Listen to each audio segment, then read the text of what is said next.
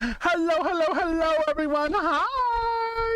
Hi. How are we doing? Oh, I'm in the wrong one. One sec. We're in the right place now. Welcome, everybody. Hi. No jump scare for once. I saw you coming. Oh, no. You saw me coming. Don't worry, Chong. Don't worry.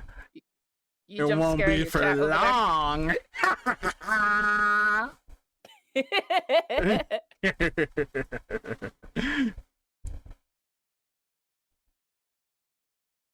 We're listening to Chaperon in the back. I don't need evil Chibu for now. Hi, Sammy. Hi, Mossy. Welcome. Welcome in. Thank you for the first time chat. How are you? Hi. Anna. Thank you for being first. I'm pretty sure boink. Let's see. There we go. I just refreshed Mix It Up. We're looking good.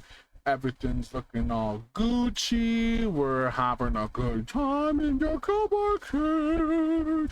There we go. Hello, Lila Willow. Welcome in. How are you doing? Thank you for the first time chat. I feel like you're more expressive when you're in Chibi. It's the rigging, and because I'm so boingy. Boingy. Very jumpy. Boing. No, literally, I can just like boing. I love the little stim stomps that that has.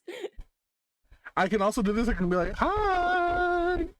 It's so cute. I like my big eyes, but then sometimes I just feel regular. But then go bigger. But then go regular. There's just so much you can do with them, and I'm like, oh. I can just be like, you like my model? Oh my. Gotta guilt trip. Got guilt trip the chat. All right. What?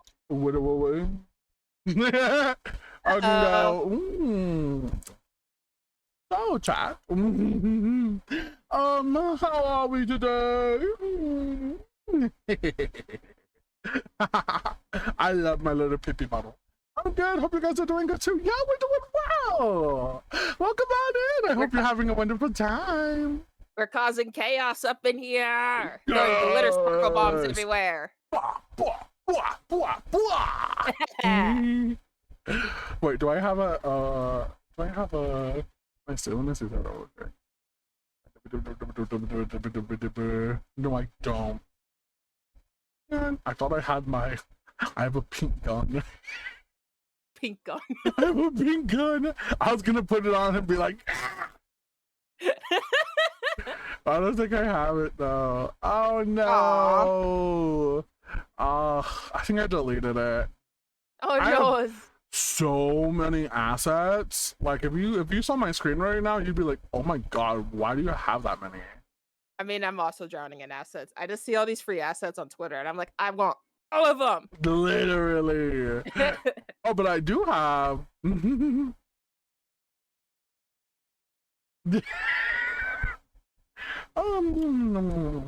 Sir. Oh wait, that's not monster. Big baby energy.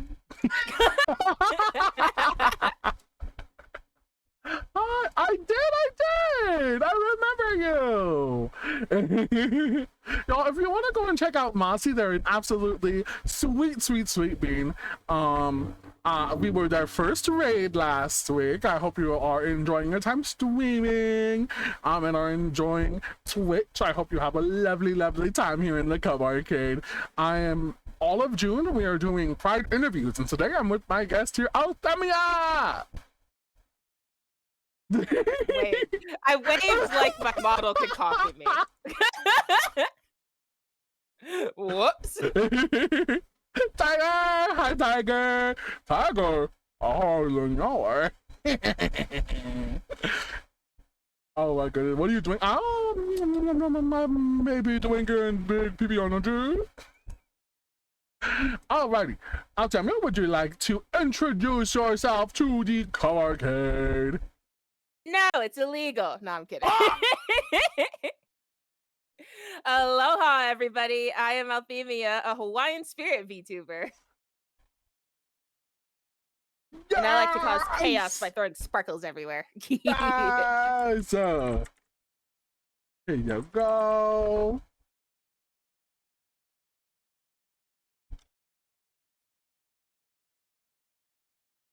I'm doing this right. Oh shoot! I didn't do the right run.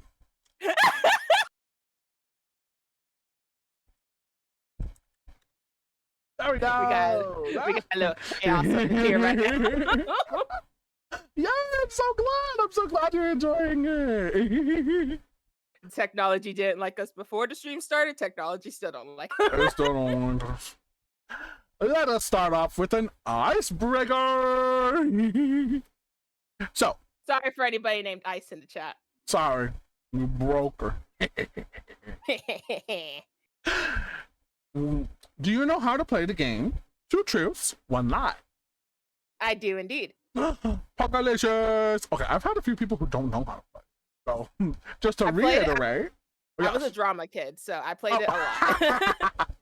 Just to reiterate, for anyone who does not know how to play 2 truths, 1 lie, we will say 3 statements, and we have to guess which 2 of the statements are true and which one is the fake one. So which one is false? Oh, you're here from Althemia. Oh, well, thank you for the support. Yeah. So, number 1. Do you want to go first, or would you like me to go first? I can go first. Okay. Let's see. I spent over $1,000 when I first got into VTubing, which, by the way, don't do that. Don't start with the PNG. I wasn't even sure if I liked it. I just went full force. I was like, yeah, let's go. My second one is that I used to be a part of an Overwatch team. And we used to play in tournaments and stuff. Number 3 is I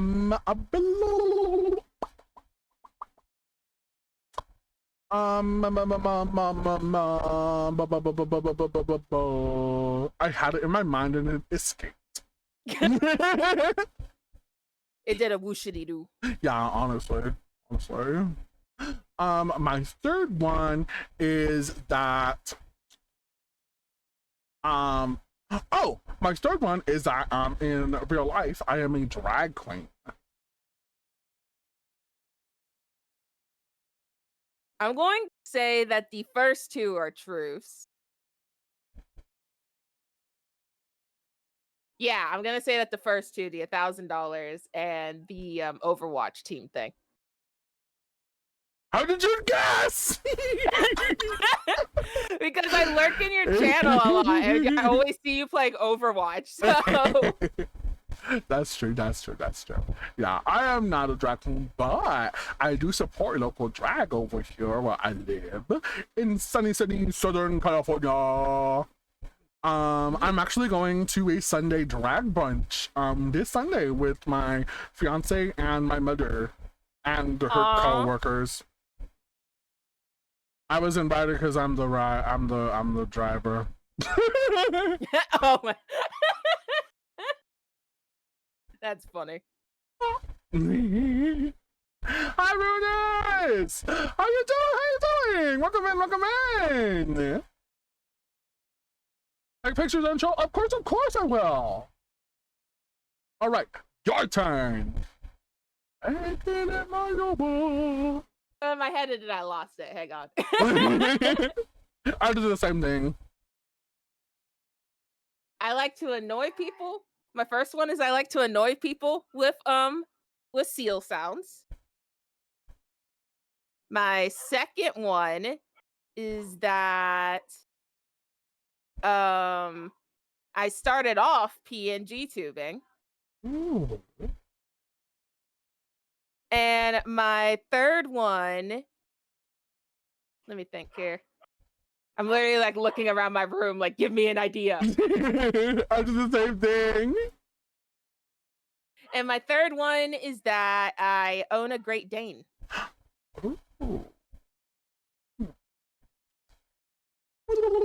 I'm gonna say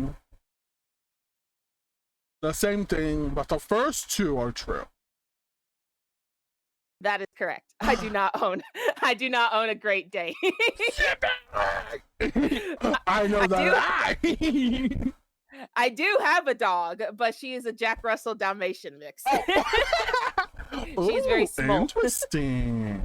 Jack Russell and a Dalmatians are big. She's like an in-between, so she's about 40 pounds, but she is still very small compared to Dalmatian. Yeah. I was gonna say Dalmatians are big. Dalmatians are aggressive too. A lot of people don't know that. Dalmatians can be very aggressive. Yo, yeah, she is, but she loves to smile. It's so funny. Oh, that's so cute. I live with her. I have been pounced by her dog. I pounced on my dog. Yes, I love that. My dog also likes to do, if she really loves you, she likes to do backflips off of you. How do they do that? She literally just like runs up to them. She jumps on them, and then once she uses the person that she's jumping on to flip herself backwards. I love that. I love that so much. I think my biological mother has gotten a handful of bruises from her doing that, but she would never stop her. That's hilarious. That's hilarious. I love that. Let's see. So I'm changing it right now. And with how chunky she is, it hurts. Oh. So hi, Maddie. Thank you so much for the first time chat. Welcome in. Welcome to the Cub Arcade. Choo-woo. Woo. Oh my goodness. The signature Chubuchio.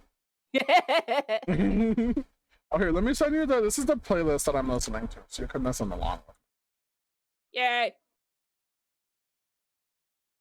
It's very wide. All right. That was literally me before the stream. Yeah. I'm just over here and I'm just like, all right, let's see. All right, I was like, I need something to brighten up in here. Right? I'm just like, we need to get a little bit. We need to get some nice beats up in here. Yeah. For our rapid fire questions, number 1, what is a memory that you're fond of? Something that you think back on and whenever you're down, maybe, or something you just like to remember. Honestly, the day I got my dog. Oh, that's sweet. That's so sweet. She's very small. Oh, just a baby.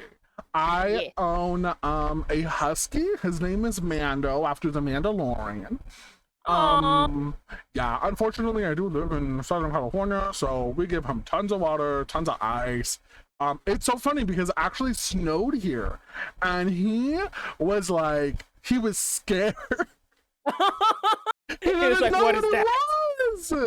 He didn't know what it was, and I was like, oh baby, and I was like, oh yeah, you want to go, come on, let's go. And I had him on a leash and I took him out and he ran inside. He's like, oh hell no. He's like, I don't like this stuff. I tried to ease him into it too. I live in the opposite side. I live in northern Florida, so my dog also has never seen snow before. Oh. So the day she sees snow is probably gonna have like the similar reaction. That's funny. It's hilarious. He's an Alaskan Malamute Husky mix. He's very gorgeous. Very gorgeous. And then I have an American Bulldog. Her name is Princess. She's a biggin'. She's my baby. She's just a little baby. It doesn't matter that she's 80 pounds. She's a baby. She's a baby. She's so pretty. I love her. That's me with my dog. Everyone's like, but she's 6. She's still a baby. Honestly, I think Princess she's gonna be 4. I want to say she's gonna be about 4. She's just a baby. Just a little baby. And then we have Ahsoka, who is a Pekingese, who's 12. Ooh, Pekingese are very fluffy dogs. Oh, yeah. If I'm thinking of the right breed. Yeah. Yeah. Okay. Yeah. Super fluff. Right now, she looks like a rat. We had her shaved so she wasn't hot. Understandable. We rescued both Mando and Ahsoka. They're both rescue dogs. But Princess was a pretty penny, let me tell you. My aunts on my aunt's side, our cousins, they know a dog breeder, and he breeds American bulldogs, not American bullies, but the like actual American bulldogs, to try and elongate their face, So they don't have the breathing problems. And so Princess, she has not like super long, but she has a little bit longer than a normal like American bully face. Yeah. To help her with breathing problems and such. But she looks buff. Like if you see her sitting, like you would be scared. She looks scary, but she's just a little puppy. She just loves. Oh, and she loves it. I carry her because I'm 6'1", 330, and I just pick her up like she's nothing, and oh my goodness, her tail starts wagging. We don't dock either. No docking. That I think there's no, unless it's like medically necessary for like a dog, no docking here. Talking about that earlier, because my dog has a very deadly tail. Mm-hmm. So everyone's like, if you don't get her tail under control, she's gonna get happy tail. And I was like, no, I like her tail length. Right? Yeah. But I'm just like, no, I'm not. We're like, she doesn't have happy tail, thankfully. But I'm just like, no, we don't want to do any of that, because oh my god. But it's so funny because it's like a whip, and I'm like, oh damn. That is my dog. She's always beating people up with her tail. That's why everyone's like, she's gonna get happy tail eventually. And I'm like, I just want to put pool noodle on it to prevent it. Right. No, same. I'm just like, can I make this fluffy or something? Because she's short hair too. Yeah, same with mine. She's short hair, so I'm like, if I just put a pool noodle, will that stop her from hurting herself? Right. I'm just like, oh my gosh. But speaking of those, of good things happening and everything, do you have maybe a hero? Hello, Fire. Welcome to the Cup Arcade. Hey, I recognize those emotes. Who's that cute little VTuber there? Ooh, I love the wiggle. I want a wiggle emote. I just, every time I do it, I'm just like, also, oh my goodness, I love those. Did you get those emotes from 88? Oh. Yeah, the middle two are from 88. Okay, I recognize that style. I was like, the last one at the end is from crap, what's her name? Her like little thing is her. I think so, yeah. Because her comms are always closed because people book her out for the whole year practically. Yeah. So I was like, what is her name? Honestly, see, well, I'm gonna tell you all a secret. Don't say nothing. I am getting a rebrand. Part 57. It's not like I don't have that many outfits. I just debuted a new outfit not even a year ago, and I'm just like, another one.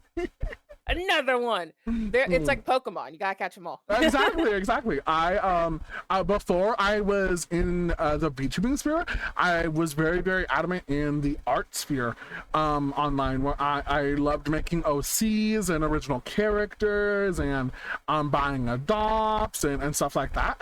I love you like a love song, baby. Sorry, the song is on. I'm just like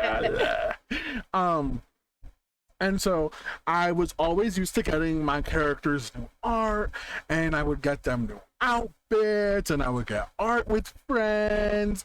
And now that I'm a VTuber, I'm doing the same thing, but it's just a lot more expensive. And I am partnering with an artist whose waitlist has been closed for quite some time now.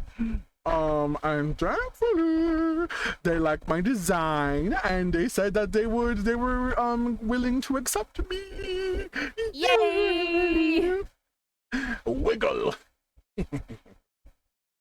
But speaking of, do you have a hero? Do you have someone in your life who you view as a hero, or maybe a favorite superhero, or anything like that? Well, the person who got me into content creating was actually Markiplier, so. I honestly love just how he just went for. He was just like, I want to do this, so I'm gonna do it, and I just always loved that mentality. Oh yeah, love, live, laugh, love Markiplier. Yeah. I'm a sir. He's a little. Wrong button. Mr. Mark, if you ever need a bear, I'm right here. We love.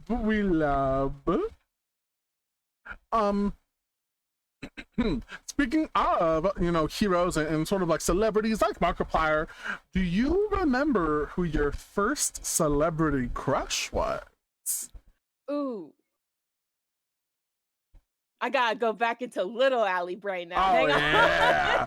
You can do recent, and you can do first one if you remember it too. I think my first one was Shun from fucking Bakugan. The first one was an anime character. I love that. Also, chat, you are all free. You're free to answer these questions if you would like. I may not be reading chat too much, but we are looking. And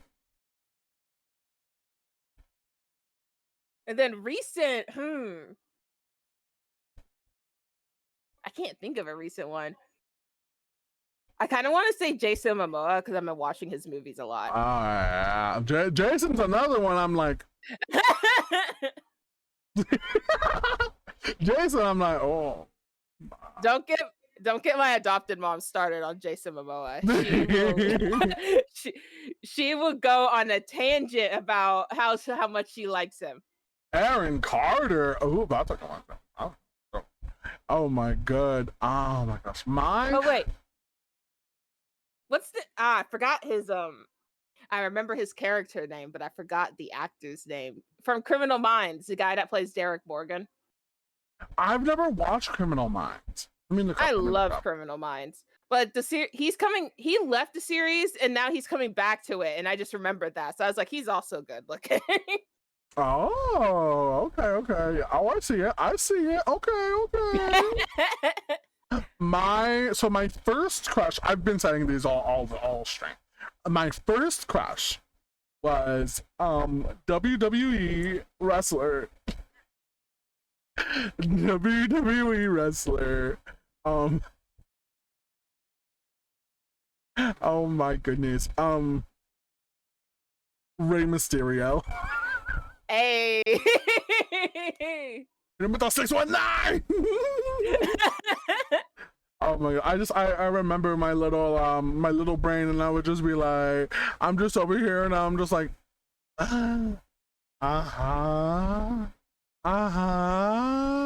Not Red Mist. I know.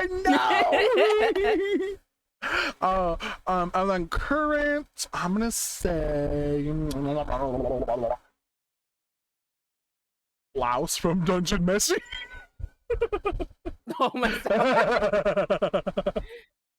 I love Laos from Dungeon Messi. Oh my god. There's a post that is posted. I repost it every Wednesday because my friend also does it too. It's called Freaky Ass White Boy Wednesday. And I just repost it, and whenever I think of Freaky Ass White Boy Wednesday, I think of Laos. Oh my stars. And it's just a picture of like these puppies, and they're eating, and there's a white dog, there's a white puppy, and he's eating, but he has like his full back body, like his full back leg just like down, and it looks like he's humping, and they're like, wow, freaky ass little white boy. What you're talking about. Yeah. It took a minute, but then the gears started turning. Right? And I'm just like, freaky ass white boy Wednesday. I haven't heard Rey Mysterio in so long. It's been forever since I watched WWE and WWF, right? I'm just like, oh my god. I used to watch it when I was little, and my favorites were like the Boogeyman and one vivid memory I had was when they the Boogeyman kissed someone else's girl with a mouthful of worms, and I was like, what in the? It was wild. WWE. That is crazy. WWE, I've heard it described in the best way as straight people drag. The Undertaker scares me. Me too. Undertaker's scary. We wanna have a slumber party in my basement. I'm going away from is my love. Your drug. Your drug. Your drug. Oh, the songs are just so catchy. Right? The last time I watched that with any interest was back before things were obviously scripted and fake with all the drama. Back before it was as the belt turns. Oh my goodness. But speaking of celebrities and you know, like WWE and wrestling and all this entertainment and everything, what is your favorite LGBT themed movie and or TV show? So basically like a show or a TV show or a movie with, you know, a gay person in it. There's a name on the top of my head and I can't think of it. Hang on. Let my brain rewire itself for 5 seconds. I saw it on Netflix and I can't remember the name. And What's this was about? Like it was about these two boys that they kind of grew up in like a homophobic situation. So they honestly believed that they weren't gay until they met each other. Oh. But I watched it like before Netflix did that whole password sharing thing, so I canceled my Netflix after that. So I can't even go back and see if I can find the name. That's why I'm like, oh, it was a K-pop drama. So that's why I was like, what was the name? Wait, I can ask. Okay, one second. Oh, the question is, what is your favorite LGBT oriented movie and or TV show? Let me ask. I have a K-pop expert here real quick. One second. Excuse me, K-pop. Do you watch K-pop boys who love dramas online? Like shows? My brain is just like, what was the name? It was so long ago. Yeah, it's K-drama.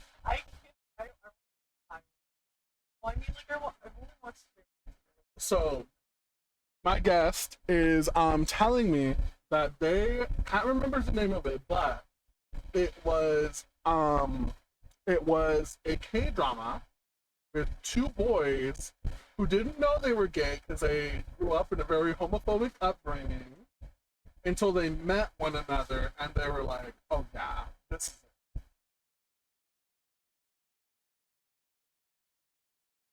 it. You know. Oh my gosh, okay. So long ago, my brain is just like, and then there's the fact that Netflix updates every month. So oh my gosh, right? No, yeah, they take off so many. Owl House, Hell of a Boss. Oh, Owl House is those are good ones. Yeah. I haven't watched it, but I have that too. Where my favorites are Steven Universe, Kipo and the Wonder Beast, right? Have you watched Kipo?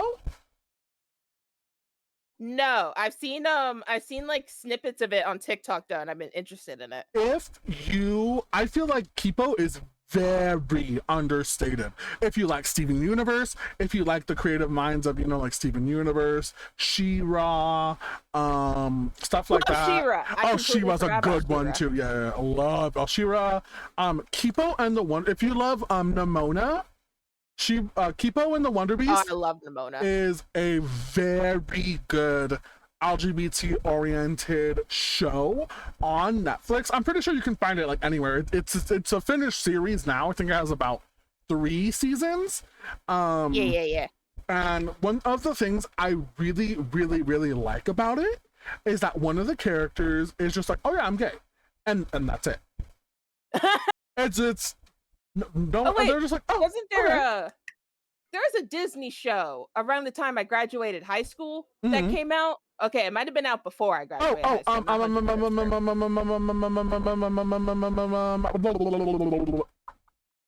But at the beginning of the series, we didn't know this character was gay, and then like I think it was like season 2 or 3. He was like, "Yeah, I'm pretty sure I'm gay." Andy Mack. Yes. Yes, I thought so. I thought that was a Yes. good one too. That one was a very good one as well. I feel like also a little underrated. I also feel like Andy Mack was underrated. I feel like they focused a lot more on like Jesse or just a rand or what bunked. They made a spin-off of Jesse, which was the show with Debbie Reynolds and oh my gosh, I'm forgetting the name. He rest in peace. I keep wanting to say Dove Cameron, and it's not Dove Cameron, but it's the boy. But I can't even remember. Oh, I know his who name. you're talking about. You know who I'm talking? The one he was in Descendants. Yeah. He passed away from the seizure. Yep, that was a sentence that I said. Cameron Boyce, that's his name. Oh, Yes, Cora from the new series of Atla turning out to be the yes. Oh my God, Cora. that caught me so off guard. I was screaming when I found that out. I was like, "What?" Cora Kami, 10 out of 10, 10 out of 10. Didn't they continue. I know because they didn't continue the series, but didn't they continue like their relationship in the comic series? Yes, they did. Yeah. Okay. Kurosami, 10 out of 10. Ali is the name of the one we were thinking. Oh, were you thinking of Heartstopper? Oh wait, that's not a K-pop. But I have you seen Heartstopper? Heartstopper rings a bell, but Heartstopper is a very good one too. I liked the books. I have not seen season 2 because people were telling me not to watch season 2 if I wanted to continue my love for Heartstopper. Because apparently people get mad. They're really mad at season 2. I don't know why. I love when that happens. It's like, but it's like you want to watch it at the same time, but you're also like, but I don't want my love for it to be ruined. Exactly. That's basically what it was. I don't remember seeing Andy Mack honestly, but when I was little, I was into shows like Buffy and Lifetime. Yeah. So Andy Mack actually had like a very progressive feel to it, but it wasn't advertised as such. Like, I don't know why. It was a very, very strange show. I think a little bit. I think it wasn't advertised as much is because of the topics that it dealt with. Yeah, exactly. That's what I think. Hello, Gam de Frespel? I hope I said that right. Welcome to the Cutback Kid and the Bear Who Cuts True. It's nice to meet you. How you doing? But I think so too. I think they were kind of just like, we're gonna let this run, and then we're not gonna advertise it, and then we're gonna be like, we're getting rid of it because it doesn't have very many views. Because that's, I mean, corporate. Yeah, I think honestly that's the only reason why it wasn't advertised as much, because where Disney does deal with like a lot of dark topics, Andy Mack had a lot of dark topics. They had a lot of dark topics. They had a lot of LGBT topics. They had a lot of like topics where you know they should be talked about, but you're like, oh my God, they're talking about it. It was kind of just like a shock. I think Andy Mack was just like a giant, like, oh, they're doing this? Yeah. Also, thank you so much for the follow, Lila. I really appreciate it. Welcome to the Cub Arcade. Speaking of, you know, just like these random things, and talking about K-pop and K-dramas and all these different things in the world, if there was any sort of event, whether it be like the Met Gala or an anime convention or anything that you could go back to either in history or recent times, any event in the world, where would you want to go to and why? So hi Hibiki, hi. Good question. I've gotten I say the Met Gala. I just want to go to the Met Gala once. I don't really support the Met, but like the Met Gala seems fun. I would want to go in like a stunning camp outfit, just going with like a 50-foot long train, and just like, boom, Yes. look at me, watch me, I'm beautiful. Honestly, I'd kind of want to go to this year's off-kai that just passed, just to see what Mm. the whole, because there is it was pretty 50-50 on the Mhm. reviews for it. So I'm kind of curious why it was so 50-50. Interesting. I'm doing Because a good, lot of Hippie people were Case. saying that it was really good, and a lot of people were saying that it wasn't the best, and then some people were saying it before. I'm kind of curious. I feel that. I just say the Met because of that, but also I've gotten I've gotten answers like they want to go to a Queen concert before Eddie Mercury, when Eddie Mercury was alive. Going to different events, like going to like an event in history just to like see and stuff like that. As I say, Um, outside of off-kai, I'd probably want to go to a Linkin Park concert before Bennington passed away. that makes sense. We're doing good, Hibiki. I am doing a Pride interview here with Althemia. Ha! Where I get to ask them a whole bunch of questions. And chat is free to answer these questions as well if you would like. We're just vibing with some good music over here as well. Some Pride jams. I think the Queen concert before Eddie Mercury died, like I saw the that one movie with him where it was talking about his life, and like they insert like real clips of like what the concerts look like, and they look so fun, so good, Seriously? so glamorous. That's so cool. Absolutely amazing. But speaking of the LGBT, what was the first piece of LGBT media and or literature that you consumed that you can remember? Does Naruto X Sasuke count? Naruto and Sasuke, boys do love. Yes, that definitely counts. I was just saying the other night that I believe mine was probably some like random BL manga that I found online one night randomly while scrolling through my DSI. Boys love boys. Oh my stars, right? I remember because I didn't have a smartphone, so I'd use my DS to go on the internet. Yes. When the DS got internet, and I was like, what is this? What is Google? I was like, whoa. Everything is in the palm of my hands now. I may or may not have gotten her into yaoi. Yeah, Lila's the reason why I got into yaoi. I love that for you. Chicken attack.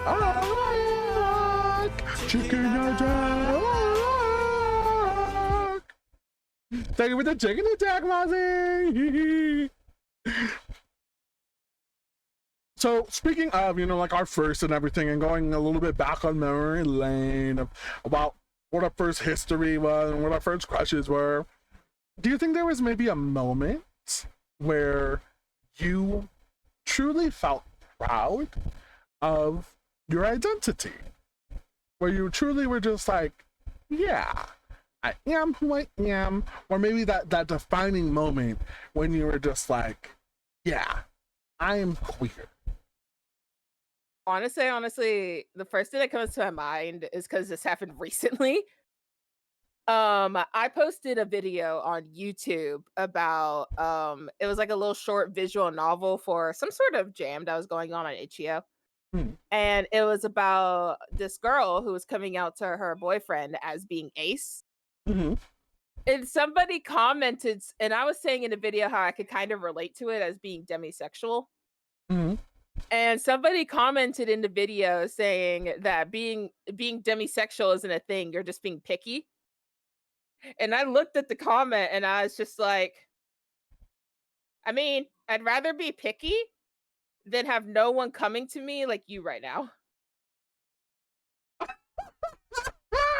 love that. So yeah, I love that. I love that. Yes. Get him. Get I him. was I just looked at the comment and I was just like, no, we're not doing this during Pride Month. No. Period. Period. You know that RuPaul's Drag Race meme where it's like, get him, queen. Get him, Yeah. Jade. Get her, Jade. That's what I'm saying right now. Demi Queen, yes. Hi guys, welcome in. I'm actually going to be interviewing Gargoyle tomorrow. Hey. Would you like to also, I'm so sorry I didn't even ask you to do this in the beginning, but would you like to tell us your sexuality, your gender, and your pronouns? I completely forgot about that. You guys in chat were probably just like, what do I call them? I am Althemia. I go by she, her pronouns. I am demisexual and bi-curious. Woohoo! Blah, blah, blah, blah, blah, boo.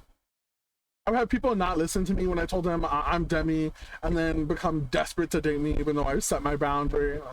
I know what to call you. No, you don't. Pretend like you don't know what to call me.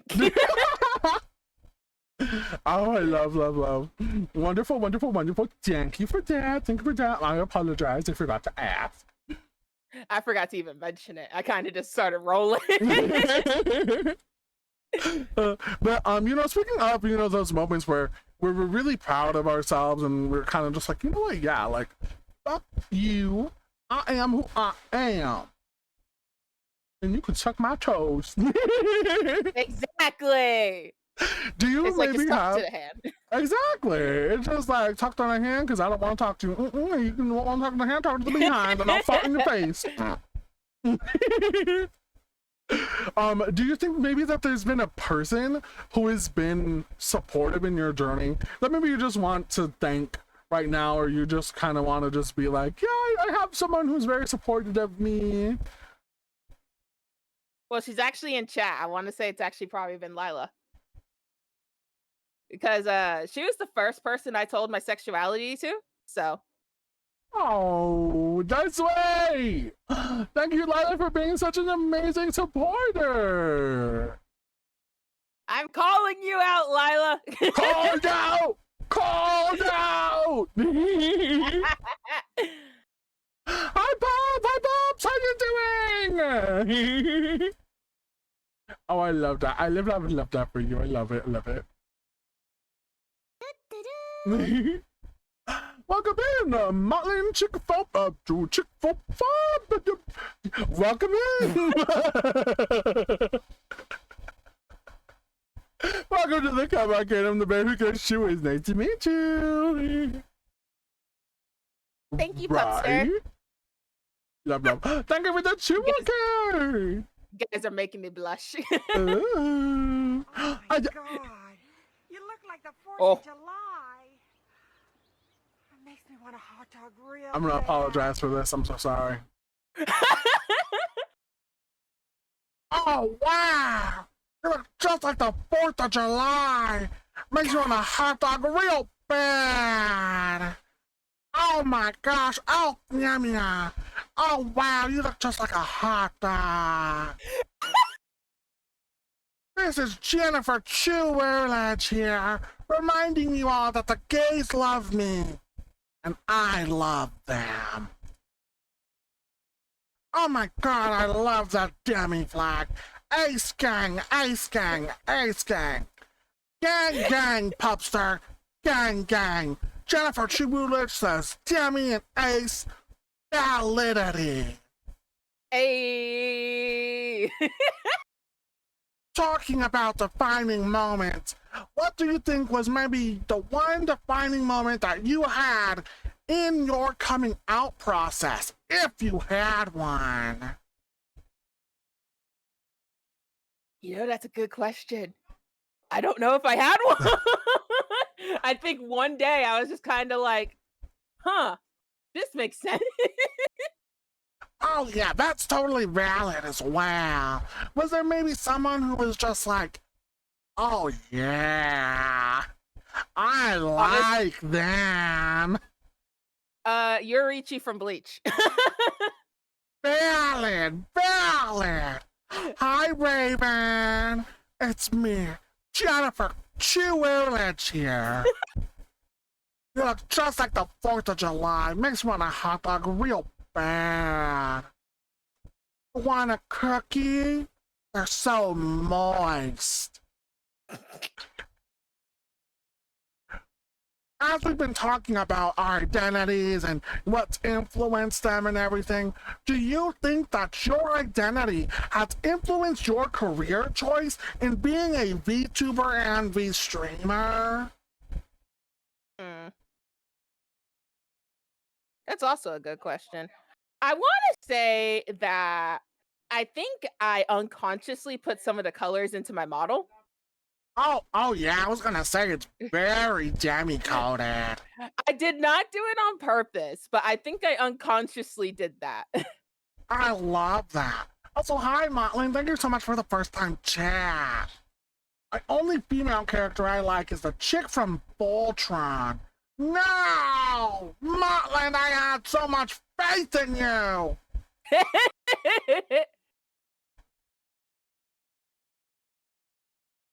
Oh well, we just banned.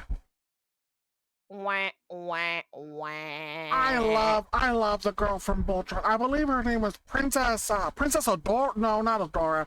Adora Shira. She's talking about the Keith's mom from Voltron. Oh, Keith's mom. Oh yeah, Keith's mom. Thank you for the bonk, Nara. It's not like you're sitting right behind me. Thank you for the lurk, Raven. Mwah.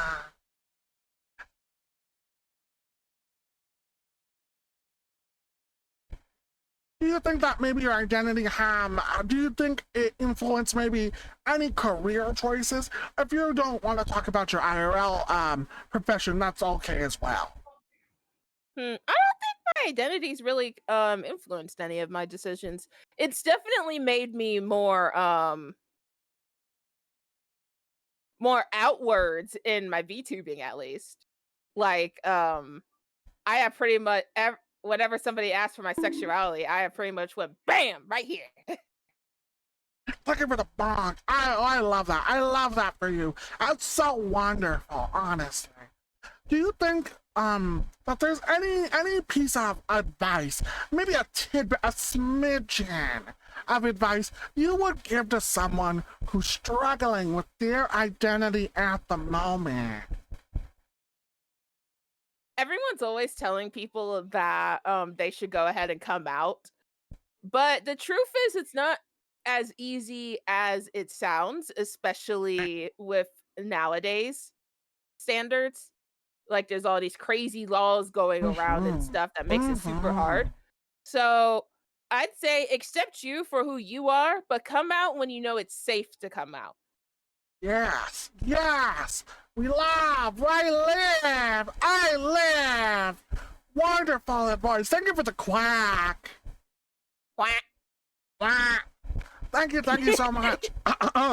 Oh, sorry. I think I had maybe Jennifer in my throat. Sorry. Well,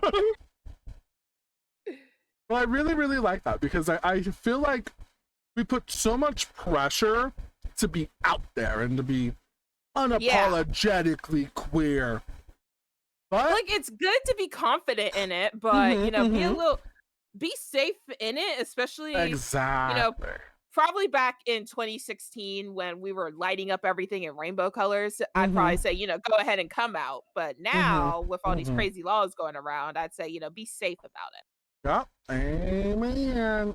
My answer to that would be remember stupid people exist. They'll exist whether you come out or not. So might as well be happy with yourself. Exactly.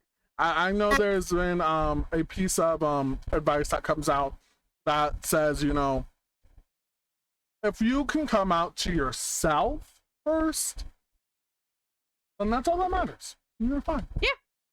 If you're able to say, you know what, I am queer, I am here, and I'm ready to cheer, then that's good. It's okay. You're doing good. And I'm proud of you. Yeah. Yeah.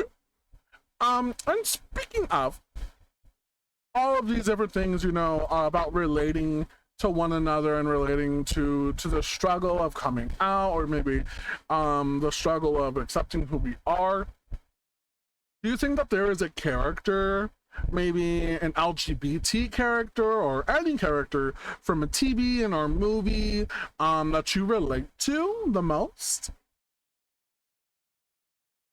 There is one on the top of my head. I want to say Ruby from Steven Universe, half of Garnet. Hey!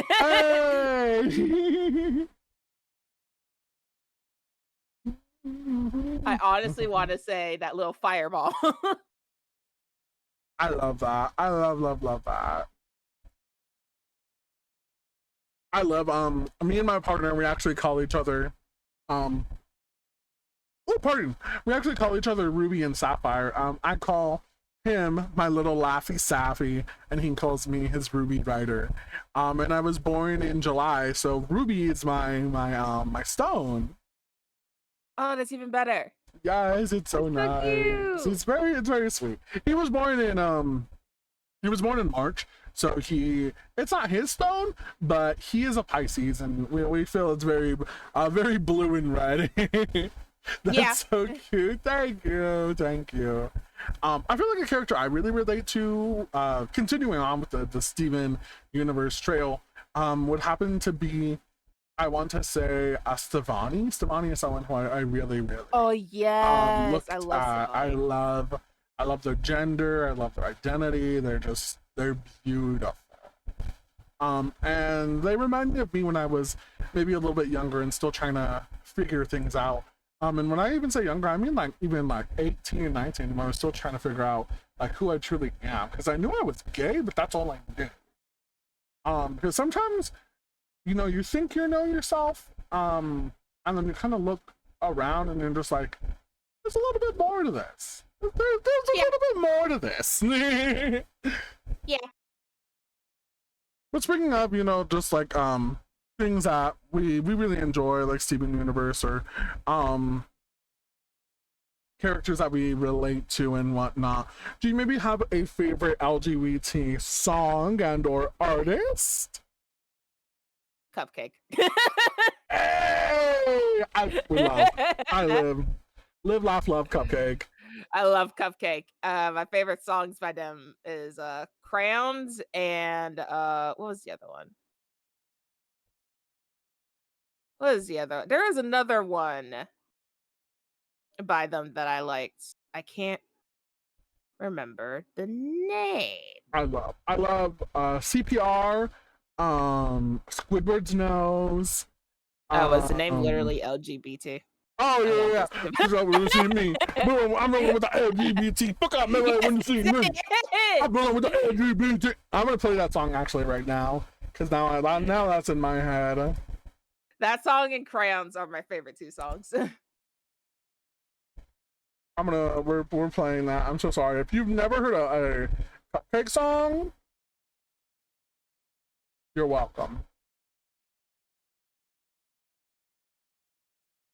Is it in here? Why did it recommend this one? This isn't even hello? This one. I'm like, what? I have too many I adore and mindlessly listen to. That's okay too. You can share a couple with us if you're comfortable with that. We always love hearing more LGBT representations in songs and music. Yeah, it's funny. Yeah, all the laws are coming out now because I feel like there's a lot more representation in the media. Oh now, yeah, ironically. 1,000%. Look out the way when you see me. I'm along with the LGBT. I love that song. That was the first song that introduced me to her. Oh, I love Cupcake. I was introduced to Cupcake from obviously their hit song Deep Throat. Oh yeah. I found that song after I found LGBT. But Because I kind of just went down the list of songs. No, I don't want to ruin my nail, so I gotta pick it up with chopsticks. Lick, lick, lick, lick. But talking about, you know, all of this, do you feel like there is maybe a coming out story from someone that you know personally, or maybe a celebrity, or someone that you've heard of that you find inspiring? And if you can't think of one, that's a-okay. I have a follow-up question though if you don't. You say this is inspiring, but I kind of liked how my friend did this because it was smart. They came out to their mom as being pansexual on April Fool's Day. So if their mom was gonna be completely homophobic about it, they could just be like, April Fools. Okay, So I feel like it was smart, you know, just, you know, to play it on the safe side.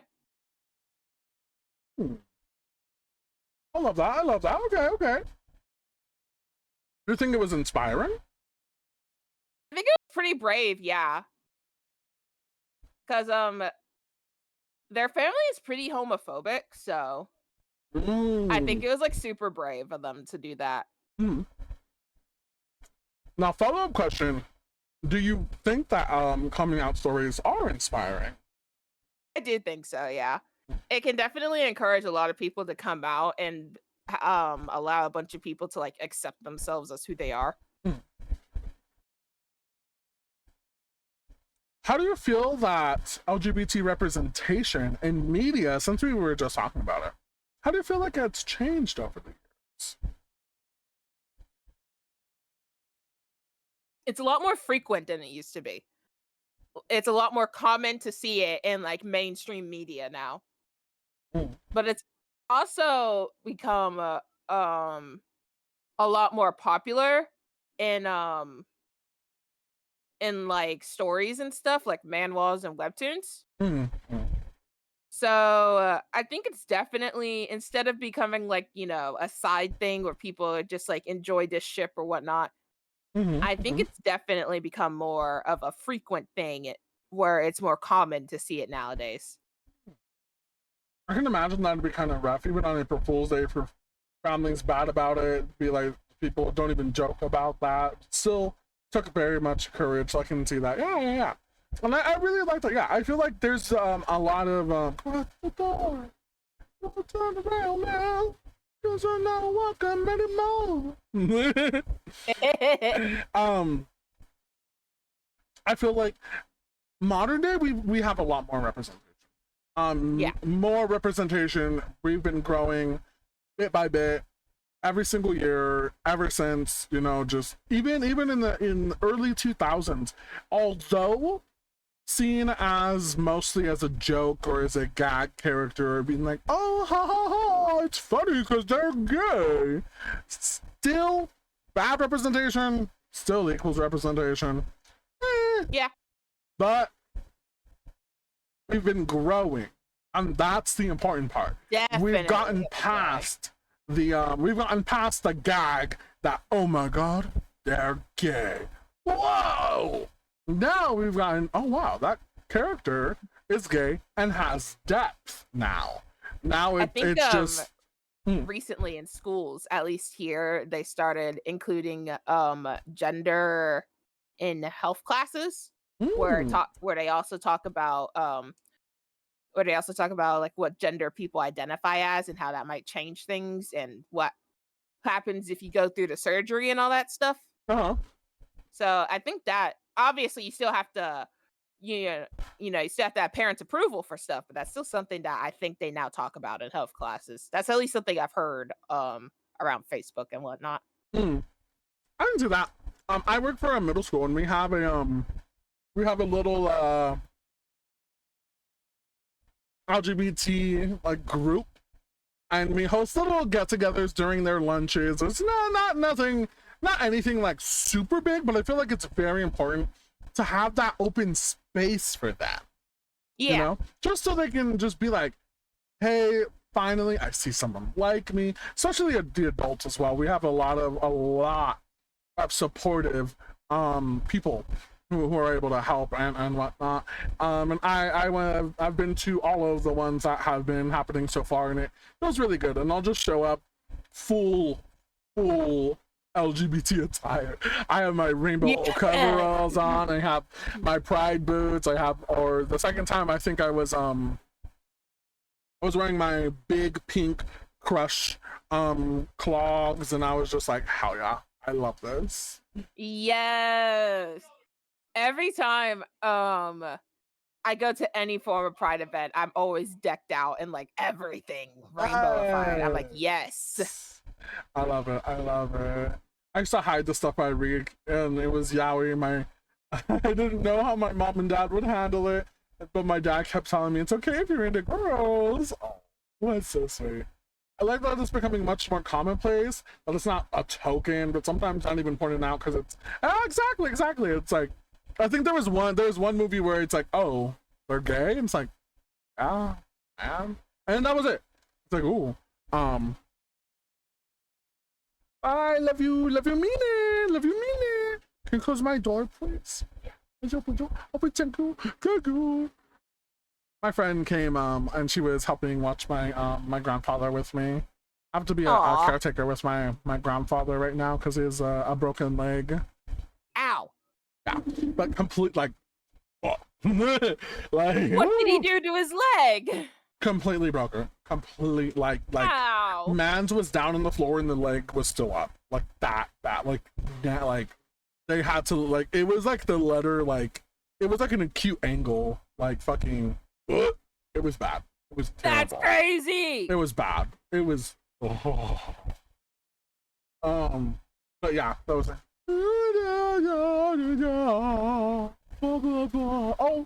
this song. Oh my goodness. And I've like this before. Oh, my love me nevermore. Mama life. Oh, I love this song. Have you ever watched the series Pose? Kinda. I've watched bits and pieces of it. There's such a sad part. I cry about it every time I think about it. I can't think about it without crying. Because it's so sad. And it's one of the, well, I'm a little bit of a spoiler. One of the characters died, which I'm so sorry. It's been finished for like 3 years. But one of the characters dies in a hate crime. And they're at her wedding. I mean, at her funeral. And they give her a little repose, and she sings this song, like her ghost is like singing the song in a beautiful dress, and at the end they close the casket, and that would make me cry. I would be boohoo crying too. Okay. I see why. Okay, the song changed. Okay. Oh, okay, there we go. The song changed. I'm better. I'm better. Oh my god, it makes me cry. It makes me cry so much. Oh, it's such a good scene. I recommend Pose if you want to get a true feeling of like the Harlem, like the Vogue scene, what it was back then. Pose does a very good job. It's graphic. I will let you know that. It is graphic and it is sad, but it is eye-opening. Very eye-opening. And you get a better yes, it's so, I'm gonna do a watch party. That's how badly I love that show. I want to do a watch party of like season 1, and then like another, like just so good.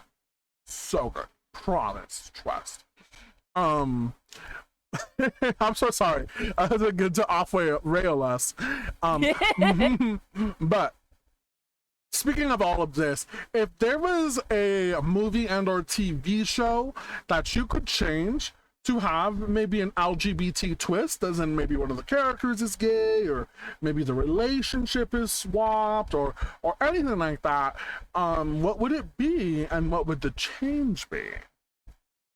The girls are not down. The first thing that comes to my head is My Hero Academia with President Mike and Aizawa.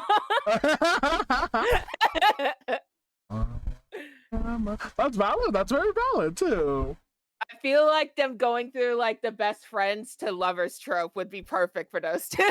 That's lovely. That's absolutely lovely. I adore that, honestly. That's so funny. I thought you were gonna say Naruto and Sasuke for a second. I was Naruto like, and Sasuke started it off. but it if I had started to off choose as a beat. one- Apparently, I heard that Naruto and Sasuke, like Naruto, started off as a boys' love. That's probably a rumor, but I think it's funny to say. I know My Attack on man. Titan on some anime websites actually does have the boys love tags, and it's just like, huh? That's funny. Oh, because what, Armin? I think so. Armin and Aaron? That's funny. Oh, well, honestly, I think that, you know, Attack on Titan had a MLM couple, had Rainer and, you know, Berthold, and then it had Annie and Emir or something like that, right? Yeah. Yeah. I think that was my answer to this question is always Beauty and the Beast, because I want to see Beast and Gaston. Oh my god. It's valid, okay? It's valid. It is valid. This is the first time I ever heard that answer before, so it caught me off guard. Oh, I love it. Also, have you seen the show Wizards of Waverly Place? Yes. Stevie next. Alex and Stevie, I think would have made a awesome, Yes. an amazing couple. Here's Kyoko and Selena Gomez. Apparently, that was supposed to be a thing, but Disney wasn't. They weren't as woke at the time or whatever. Yeah, they're babies to the whole LGBT scene. Back then. Yeah. I think was the like, first man. time they actually had like an LGBT relationship was, I want to say in Good Luck Charlie, when one of Charlie's friends had two moms. Yeah. And then it was just I was like, no, that's the mom. No, that's the mom. No, I met the mom. No, the mom's name is this. No, the mom's name is that. Yeah. And then they both came to the door and they looked at each other. They're like, oh, she has two moms. Oh. Oh my goodness. That's a whole fleet, actual list. Oh my goodness. That's crazy. It's crazy banana bonkers. I love it. Yep, she has a list. She has manga. She has like AO3 tags. AO3? Hello! You're on it! Yeah, we're shipping in middle school? Oh my god. That reminds me of the good old times. When I discovered Bara. I'm so sorry that I am more of a Bara than a yaoi lover, but I support you. I don't read yaoi as much as I did, but I definitely do read a lot more of the manhwas, especially the ones with plots. Oh. There was one recently I was reading that had me laughing a lot and crying a lot, and it's completed. I can't remember the name to save my life because on every website it has a different name. But it's about this gay couple that both have superpowers, but they don't know. Only one knows that the other has powers. And the one that doesn't know that the other one has powers, whenever he uses his powers, his side effects makes things a little heated. So he absolutely hates using his powers unless he absolutely has to.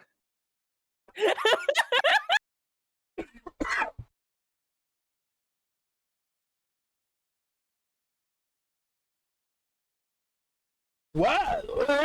Yeah. Right, turn off the light. We're gonna lose our minds tonight. Tortillo. But that was one of the more recent ones I read, and I absolutely loved it because I feel like it captured like everything perfectly. There was it's not I was thinking it was a webtoon. No, it's a game I'm playing right now on stream called Dreambound. And this guy's parents are extremely homophobic. And but he has a crush on his next door neighbor. And he asked his teacher, is it okay if I like guys? And when he asked that question, I was like, oh, my sweet, precious child. I want to protect him. I love it. I love it. I'm just jamming. But talking about all the boys love and, you know, all the queer MLM and everything like that, talking about just different gender identities and whatnot, do you know what drag is? Yes. Yes, I do. If you were My hair ooh, yes. my hairstylist actually was a drag queen. Slay. Yeah. Well, talking about drag queens, if you were a drag performer, what would your stage name be? I want to say it has to have sparkles in the name. Ooh. I love sparkles and glitter. So I don't know 100%, but I want to say it has to at least have sparkles in the name somewhere. I love that. I love that. I love that. I know there's a lot of Anitas and there's not a lot of Anitas and stuff like that. But I think maybe you could do like Anita and then like Anita a lot of sparkles. Yeah. I think that would be cute. That's a cute name. That's a cute one. That's cute. I love that. If you did not know, I recently rebranded chat from Chewbacca to Chewunky. Chew. And my previous name was based off of Star Wars, obviously. And so my drag persona was also based off Star Wars, and I would have named myself Annie Quinn Starwalker, which Annie Quinn, Anakin. I love that. You're like a walking ship. Exactly. And I'm like, oh. I noticed that when I saw the intro video. Yeah, I need to get that one changed, unfortunately. I loved it. My friend Sunday Party, I actually did a collab stream with them as well. They were on here just last week, I believe, and it was really, really fun. But I need to get that redone so then I can repost it. I'm just waiting on a bunch of different things. I have so many things planned. Twice more. But speaking of like yaois and boys love, if you could be any character in a movie and or book, who would you be and why? Giving you the power. I was about to say, there's so many. This isn't LGBT related, but it was my favorite book series in middle and high school. It's called The Tiger's Curse Saga. I would want to be in that series. Oh, okay. I expect. Thank you for the lurk. Have fun hiding amongst the plushies. I love that for you. I love that. Power. Have you ever been to a pride? Yes, actually. My friend didn't want to go to Pride by himself, so he invited me to go with him because it was near where I was living at one point.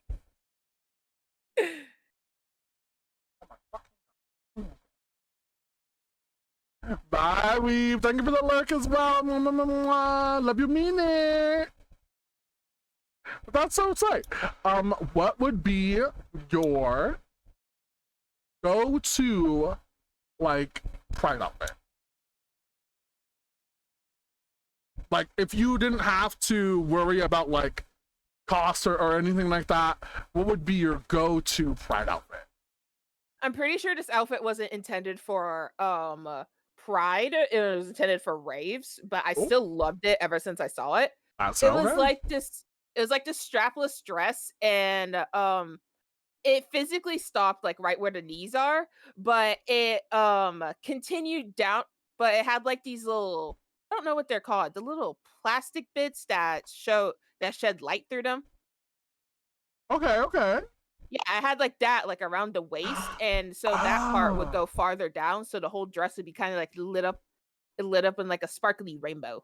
That's so cool. I love that. So mine isn't LGBT, but Deke Raymond character would be Literally, and oh, nice. I love that. Just going super sparkle glitterific, rainbows everywhere. Yeah, ever since I saw that outfit like one day randomly on Facebook. I want to say it was a Facebook ad, honestly. But There, oh my god, I thank you for mentioning that because there are so many Facebook ads that I get, and I'm just like, why are you on Timo? I want it. right? But I saw it and I was just like, I'm pretty sure its original purpose was not for Pride, but this would be the outfit I wear to like every Pride because it was just so pretty. You can have And it was pride just wearing it. yeah. And it was just a sleeveless dress too. So I was thinking of like all these fun, like these cute little combinations of things I can add to it. Mm. But oh my, it was just so pretty. It literally, I still have it saved on my Facebook because I'm like, one day I will buy you. Yes, yes, that One sounds day you will be amazing. mine. Hell yeah. We're talking about fictional characters as well, going a little bit backwards. If you could live in any fictional universe, where would it be and why? Ooh. Let's see. Let's see. Honestly, I kind of want to live in one of those isekai manhwas where the character goes back in time to change their destiny. Ooh, okay. I think the one I'm currently reading on Webtoon is called what's it called? It like just came out, so the one I'm currently reading is called The Reason for the Twin Ladies Disguise. Mm-hmm. And it's about how her family was wrongly executed, so she went back in time to prevent it. And by Oh. switching places with her brother to go to this night, Ooh. to go to this night school. And I've just always been a sucker for those types of manhwas and webtoons. So I love that. I love that. like I've always been a sucker for those. I don't know why. It could be like they go back in time to when they're a kid, or they go back in time to like before the event happens. No matter what it is, I don't know why. I'm just addicted to that like trope. I like that. I like that. I have two answers. One of them is so I can fix the plot, which is Vampire Knight. That's hilarious. The other is D. Gray Man. Nice. My answer has been Pokemon. Oh, I love Pokemon. I want to have a little critter. See, mhm. I'd love being in Pokemon, but at the same time, I'm arachnophobic, and if one of those spiders chases me, I'm gonna be running. I'm gonna be running for the hills. I feel I'll hug a Beedrill before I pet an Ariados. What is the quirkiest hobby and or interest that you currently have? I want to say doing ASMR roleplays because I can do them seriously, do them quirky, do them crazy. We got a raider. Blitz! Hi Blitz, how you doing? Long as you know time, how you doing? I love the firework emojis. Right. Oh my goodness, I love that.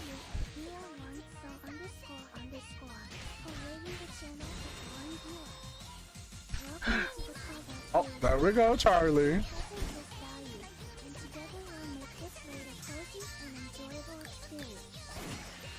Thank you so much for coming in. Oh my stars, I'm so embarrassed. My family did not tell me that I was being loud, so they just kept turning up the TV. Hello, Raiders, welcome in. That's hilarious. It's like, why is the TV getting louder? I was like, why didn't y'all tell me? Oh my god. Thank you so much for the raid. Hello. How are you? How are you doing? I've been doing absolutely amazing. For my raiders and raidees, if you need to do any sort of after stream care, please feel free to do so. I promise your community is in very good hands. Today I'm here with my special guest, Althemia. I have I like to throw sparkle bombs at people. Oh yeah, we are currently doing a packed interview, so feel free to stick around if you would like. If you don't know who I am, my name is Chewoo Chewunky, the chunky yet funky Bimbo Bear VTuber. If you need to do any sort or Bell, I already said that. I usually play FPS games like Overwatch 2, Apex Legends, Valorant, Fortnite, etc. I am also partial to other games like Genshin Impact, Kingdom, Kingdom, Cultural Lamb, Dungeons and Dragons, Pokemon, and so on. I am also a pixel artist. I have pixel art emotes, sub badges, overlays, Pokeballs, squish models, etc. If you'd like to check them out, please do exclamation point VGen. Thank you for coming on, and I really appreciate it. Mwah, mwah, mwah, mwah. Also, thank you so much, Fire. I really appreciate it. Yeah, my normal model, I chose to be chibi to match Althemia. But my normal model is more based around like my IRL like body size. Or I am plus size. I am 6'1", 330 pounds. I'm a large masculine looking person. Very huggable. Very huggable. And so I wanted my model to look the same way.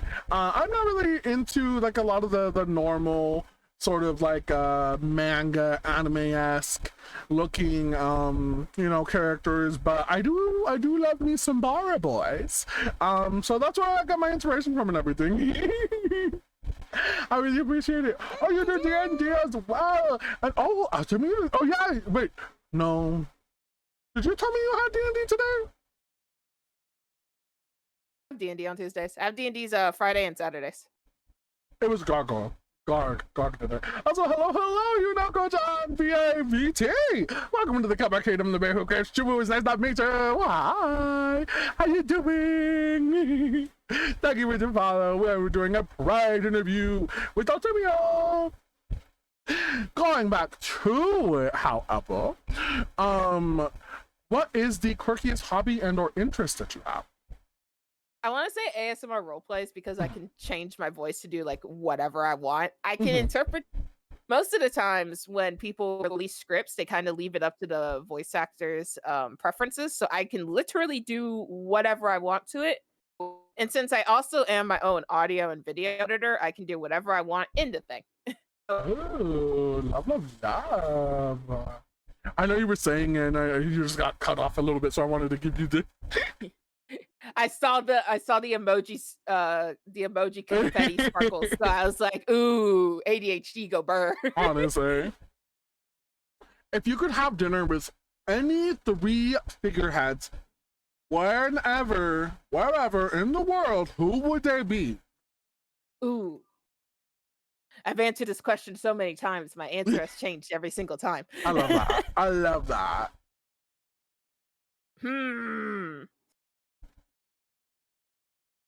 I want to say one would definitely be Chester Bennington. Okay. Because he definitely Linkin Park did influence my music. Let me say, let me think of two others.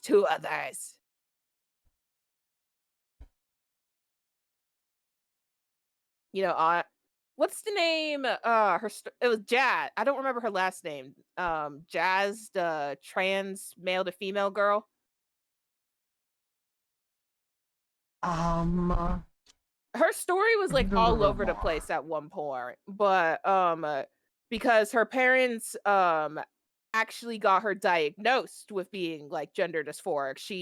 Her and her brain physically thinks that she's that she was a she.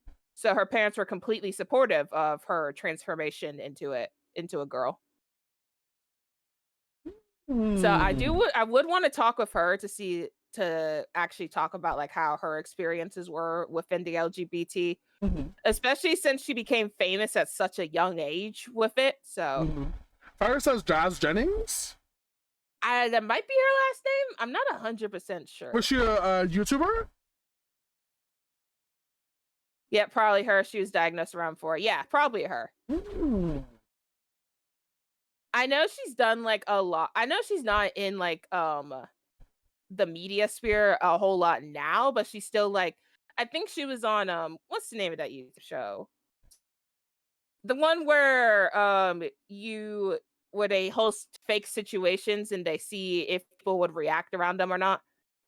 Oh, I know what you're talking about. Other shows talking about like her experiences. I Mhm. would personally just like want to see how her point of views is it with it now, especially since she became famous from it from a young age. Because fame and stuff can change a lot of things, and I Oh want to yeah. know. Oh, yeah. And I also would want to know, like, if she regrets becoming famous for it, if she wishes she could have, stayed a little under the radar, all that stuff. Mm-hmm. Valid, And valid. as for a third person, hmm. If within the VTuber sphere, I'd honestly want to talk to Iron Mouse. So, Mood.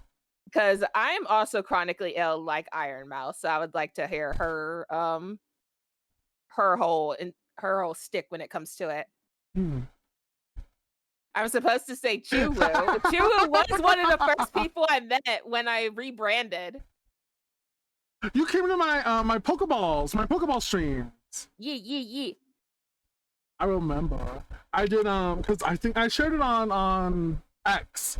I'm very active on X, by the way. If anyone wants to see what I'm doing, I usually post it on there because I hate the name X. It sounds weird. I know, but I just say it now out of instinct. I used to say it because it drove my fiance mad. He's like, "Just call it Twitter," and I'm like, X.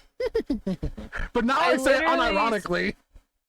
I literally still call it Twitter. It's funny because when I'm typing out things, like when I'm giving artists credit and stuff, I will still say Twitter. But when I'm speaking and stuff, I'll say X. So it's just so funny.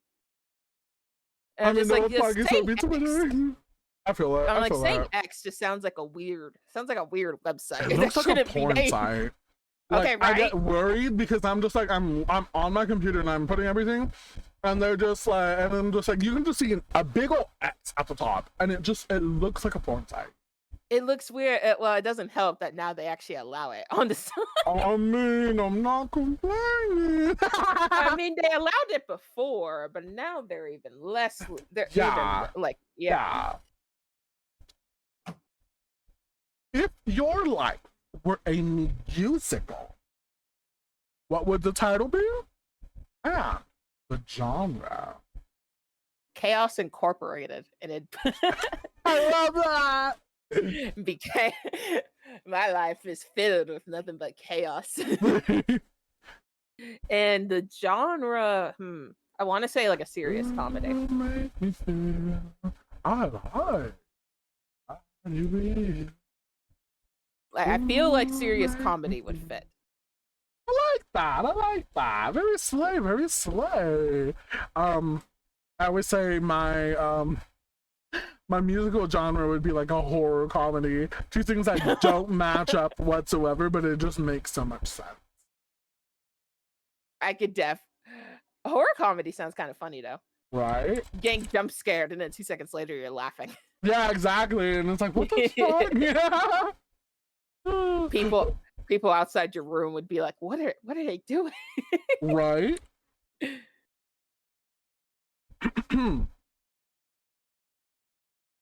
Oh, also because we are gays, and every gay must like musicals, apparently, according that is like the number one generic trope, apparently, I've heard so far. Yeah. But what is your favorite musical if you have one? Hamilton. I love it. What is your favorite song from Hamilton?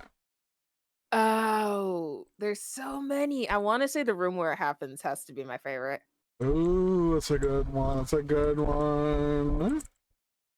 That or Congratulations, because I like how sassy it is. Oh yes, I memorize that entire little rap. I love it so much. I love seeing like the funny little animatics that came out from Congratulations. Oh right, it's so cute too, and I'm just like, this is a mood, honestly. Right? So there is an imaginary award ceremony. Okay? Yee. What you are getting awarded. You are getting awarded. What is the award for? And what is the award name? And who do you thank in the speech? The award would probably be for most chaotic person. That or the person that always jinxes herself on stream.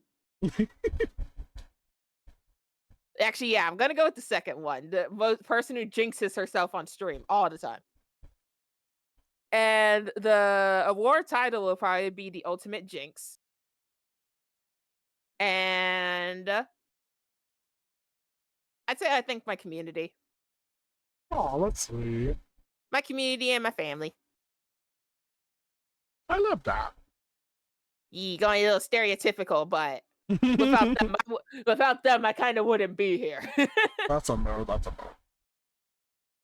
So, it is your job to create a new LGBT holiday. What would it celebrate, and how would people observe it?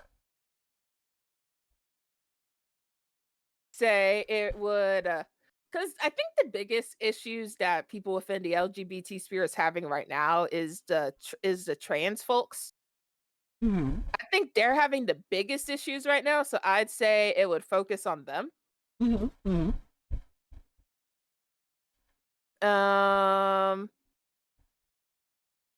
And I'd say we'd celebrate it by wearing the opposite gender clothes. Ooh, okay.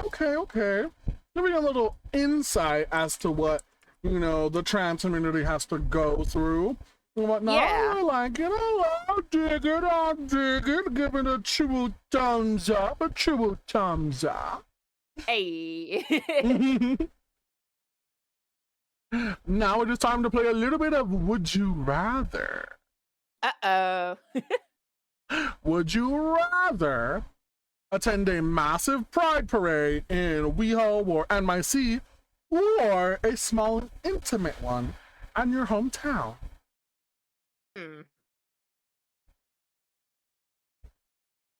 I kind of want to go to a massive one, just because I've never been to a massive one before. Oh, okay. Is there any reason to it, or just us? Because the ones here are pretty tame, pretty chill, and I kind of want a little bit more chaos. Oh, okay. This is very, very interesting, because I have gotten a lot more people say that they would rather do the small one. I guess because of where I am, the pride here is pretty small and decent sized. Mm-hmm. And whenever I went with my friend, it was just, it was just nice chill. It was nice and chill, kind of like a small anime convention, if anybody's gone to those. Mm-hmm. And I guess because I've never been to anything bigger than it, I would want to go to the bigger one instead. Just out of curiosity's sake, to see all the stuff that's going on, how different it is. Is it truly different than a small one, or do they actually have more things? All that stuff. I dig it. I like it. Nice. Would you rather have an unlimited wardrobe of fanciful, beautiful clothing, or have the power to turn invisible? I want the wardrobe. I want to slay. I like that. I love it. I dig it. Yeah. Would you rather have the ability to speak every language, or the ability to talk to animals? I actually want to talk to animals. I want to see what my dog thinks of me. Would you rather? Oh She'd yeah. probably just look at she'd probably just look at me funny and be like, "Mother, feed me." Food. Food. Food. Food.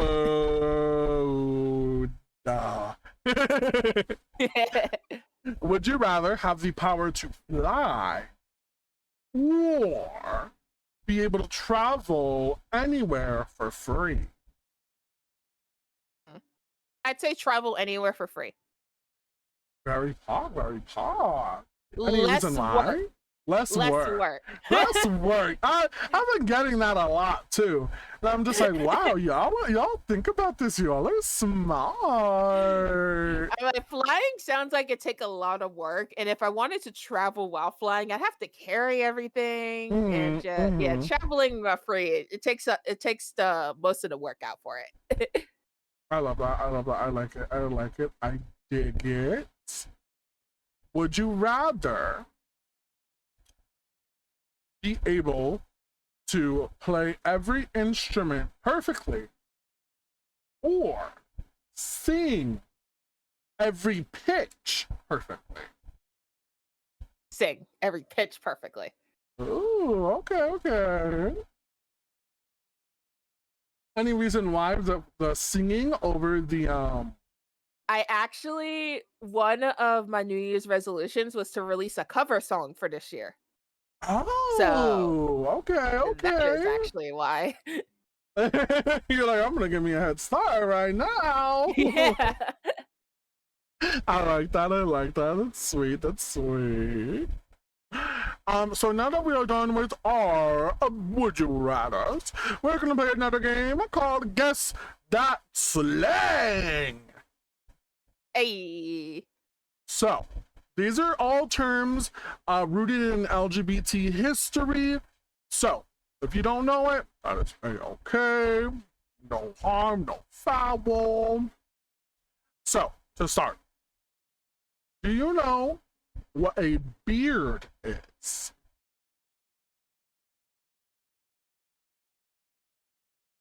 See, the comes to my hair. One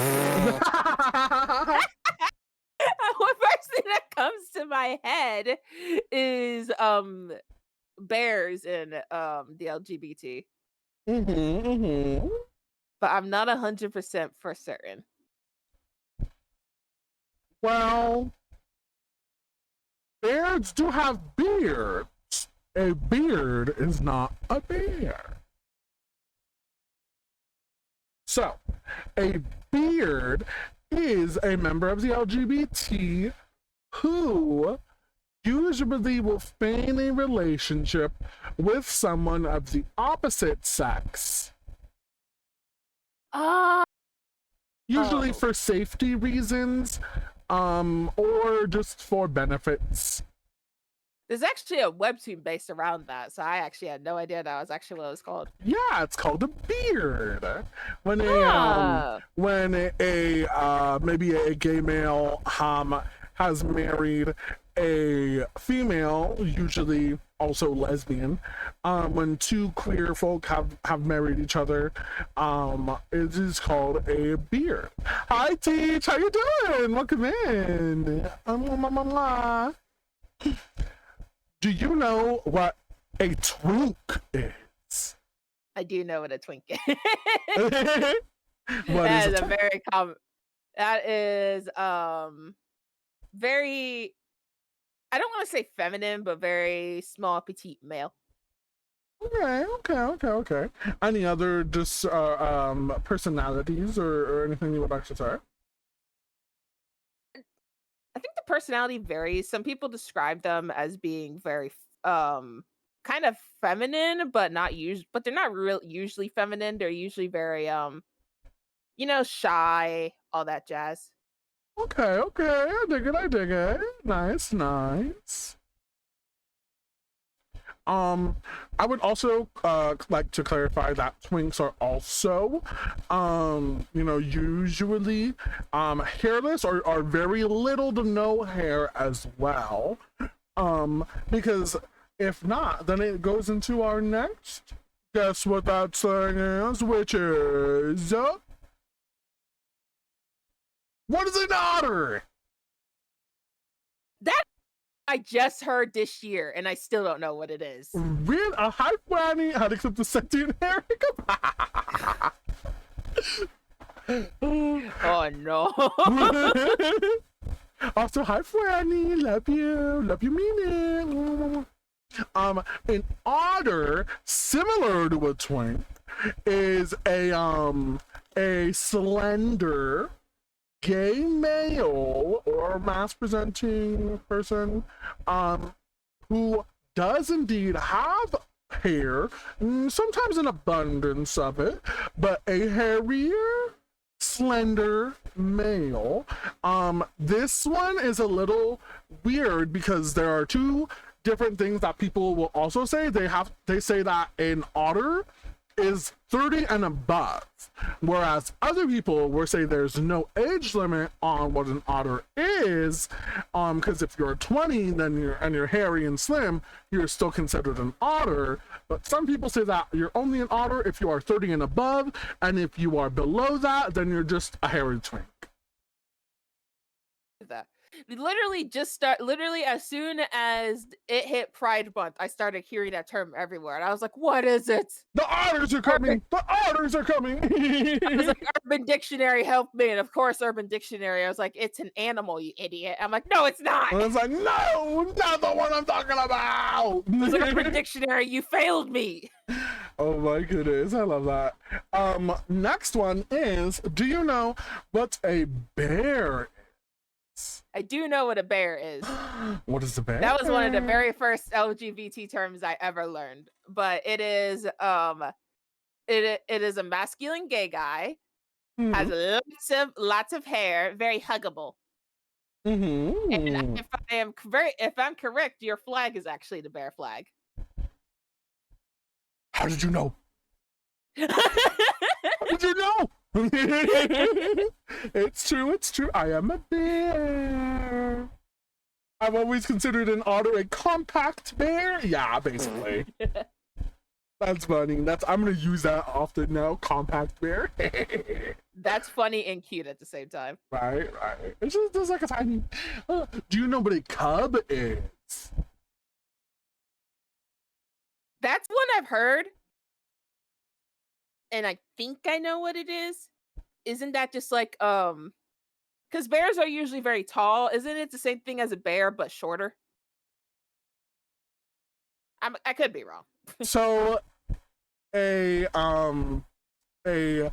bear, obviously has a lot of hair, and they are also thicker and everything. Whereas I tried Bear Light before and got booed.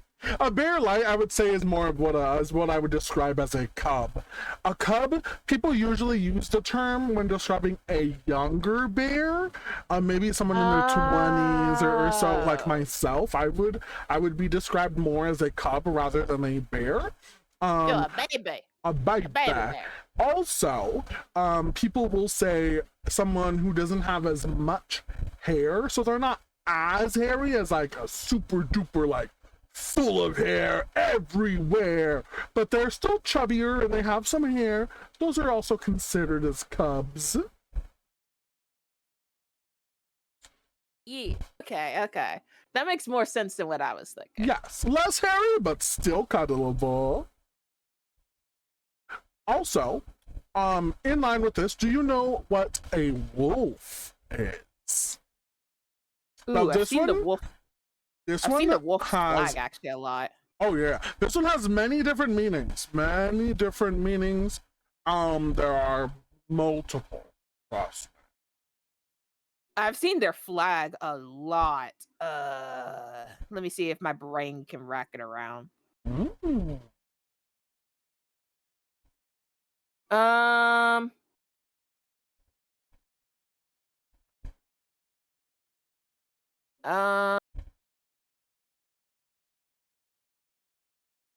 See, my brain keeps thinking of like alphas.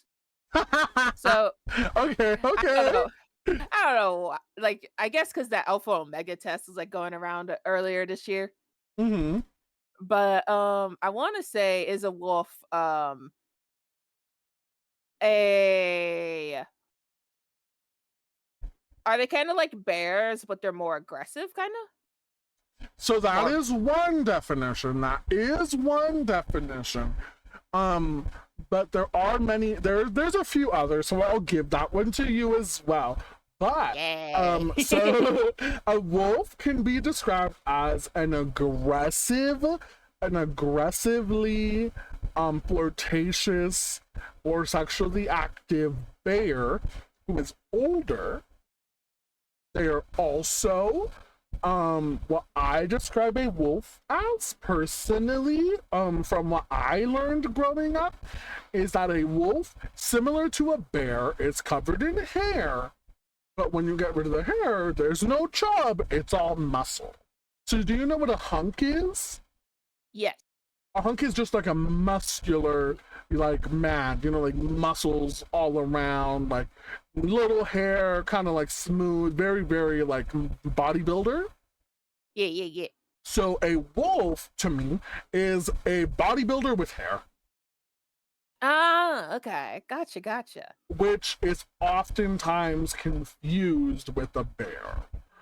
To me, to be a bear, you need to have some chub. Gotcha. Okay. That's just what I've learned so far in my neck of the woods, as they say. And now this is a brand new one, so I will not fault you if you haven't heard this. It is all over TikTok and makes 0 sense to me. Oh dear. 0 sense to me, in all honesty. Dear. This one is, what is a meerkat? You know, I've also seen that one on TikTok, but I have no idea what a meerkat is. So a meerkat is, you know Lion King, Timon and Pumbaa? Yeah. So it is based off of Timon. They say that a meerkat is a sassy and anxious twink.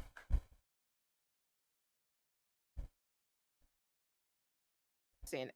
Wait. Twinks can't normally be sassy or anxious? See, this is where I'm just like, what? Huh?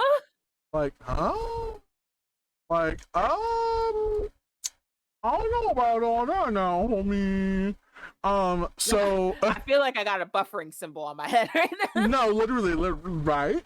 So everything else that we have described so far talks about physical attributes of a person, right? Like a bear, chubby, hairy.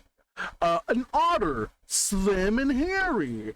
A twink, slim, slender, young, and little to no hair. And then a meerkat, like, I think people are just trying to name shit, honestly. But that is what they say. Animal. Yeah, they grabbed literally. an animal and said, "This is what we're going with." I'm just like, whatever. You want to call yourself a meerkat? Go ahead, be a meerkat, honey.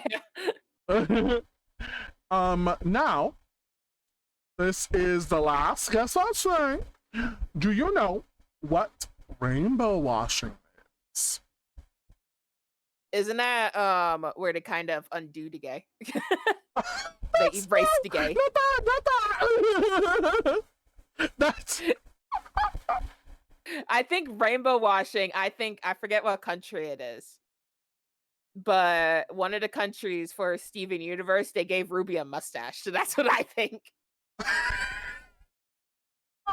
It's not conversion therapy, hon. That's what I think. that is hilarious. But no. It is not. You know, I shot my ball and it kind of went outside the ballpark. You truly did. You said, you know what? Let's call it this, but no. Good job, good guess.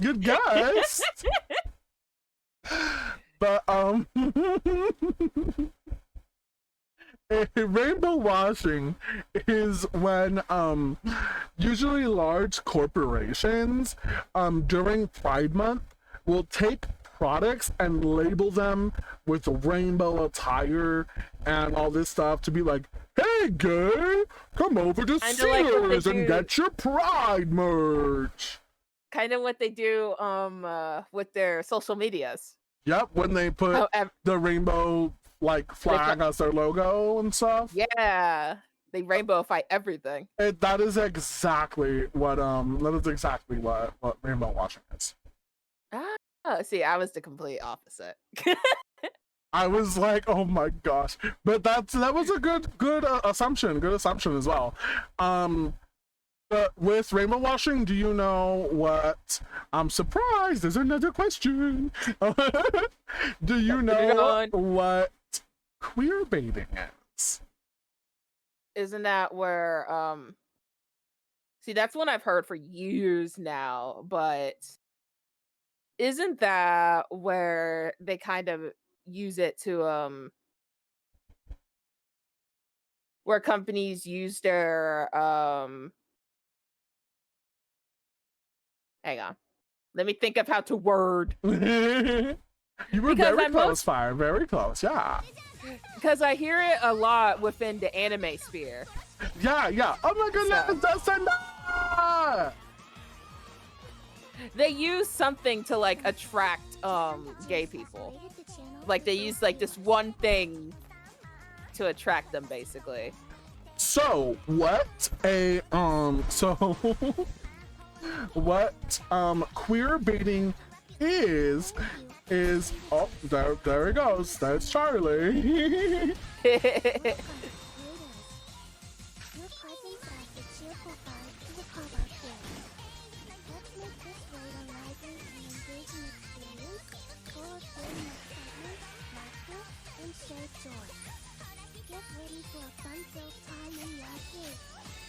Hi, Jason. Hi, how are you? Welcome in, Raiders. Hello. If you don't know who I am the chunky yet funky Chewbunky. I usually play FPS games like Overwatch, Apex Legends, Valorant, Fortnite, etc. I am also partial to other games like Genshin Impact, Current Kingdom, Culture of the Lamb, Dungeons and Dragons, and Pokemon. I am also a Pixar artist. I have Pixar emotes, sub badges, overlays, etc. You name it, I'll try and pixel it. Welcome to the comeback in, everyone. Hello, I am here with my special guest, Althemia. Aloha. We are doing a Pride interview today. Hello. How was your stream? If you need it for my readers and radies, if you need to do any sort of after stream care, please feel free to do so. I promise your community is in very good hands. Well, yes, this one I know, and it happens a lot with anime art and advertisements. And like that, they let on that there is a type of relationship in the thing, but it never comes up, and it's like a bait and switch. Yes, that's exactly right. You guys are ahead, hammer on the nail. Definitely. That is precisely what queer baiting is. It is when they feign a queer relationship and or put signs there that may allude to queer interrelationships and whatnot, and it usually happens a lot of people have many headcanons as to, oh, this person is trans, this person is queer, this person is gay, and they like exit and so and blah blah blah blah. But then at the end of the day they end up just being a normal cis hetero person. I heard that happened a lot. What was the anime? Was it JJK? I don't think JJK has queer baiting. I don't think so.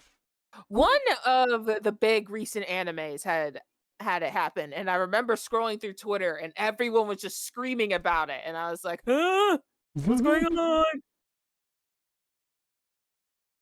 It's been an issue. It was an issue at the it was an issue towards the end of like, I want to say like 2010s. It was a big issue, like with what was First thing that came to my head was Ouran High School Host Club. That's a big one. People were so upset about. Voltron was a big one that people said had some queer baiting, but then at the end was queer, and it's like There's a few other ones too. I remember it came up in with Licorice Recoil and Reddit posts. Yeah, it's been a big issue. It's been ongoing for a minute. But that's where they've been going and everything, and it's been like, oh. But now that we are done with Guess That Sang, we are moving on to the LGBT history quiz. Second history. Do you know what year Stonewall was?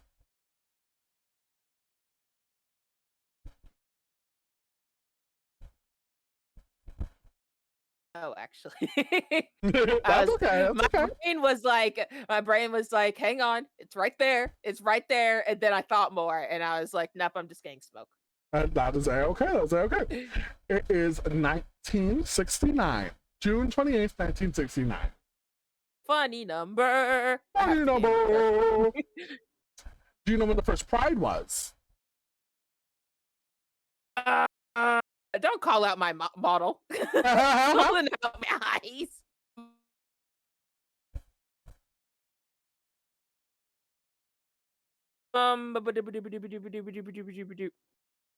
I know it's like 19 something.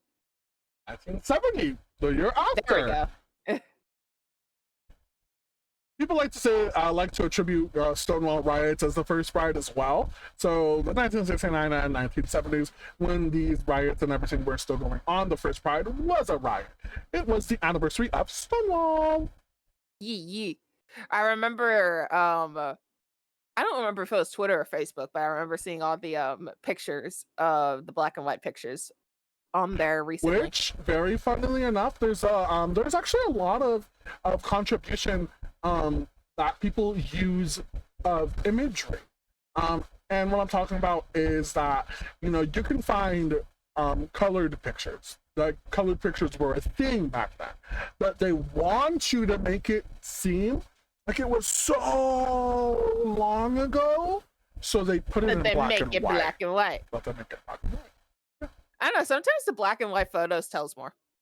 Yeah, it makes it seem. I want to say maybe like a little bit more like, ooh, you know, like yeah. It's like history. We're so used to seeing history with black and white. Sometimes it's just like black and white photos just makes our eyes go, huh? Exactly. Now for our second one, who is Marsha P. Johnson? You know, that's actually a name I don't recognize. Like, I feel like I should, but I don't recognize. Damn. I feel like I should, but I honestly don't recognize that name. Marsha Pay It No Mind Johnson is one of the. Was she like one of the most? She was like one of the most outspoken Pride people way back then, right? Mm-hmm.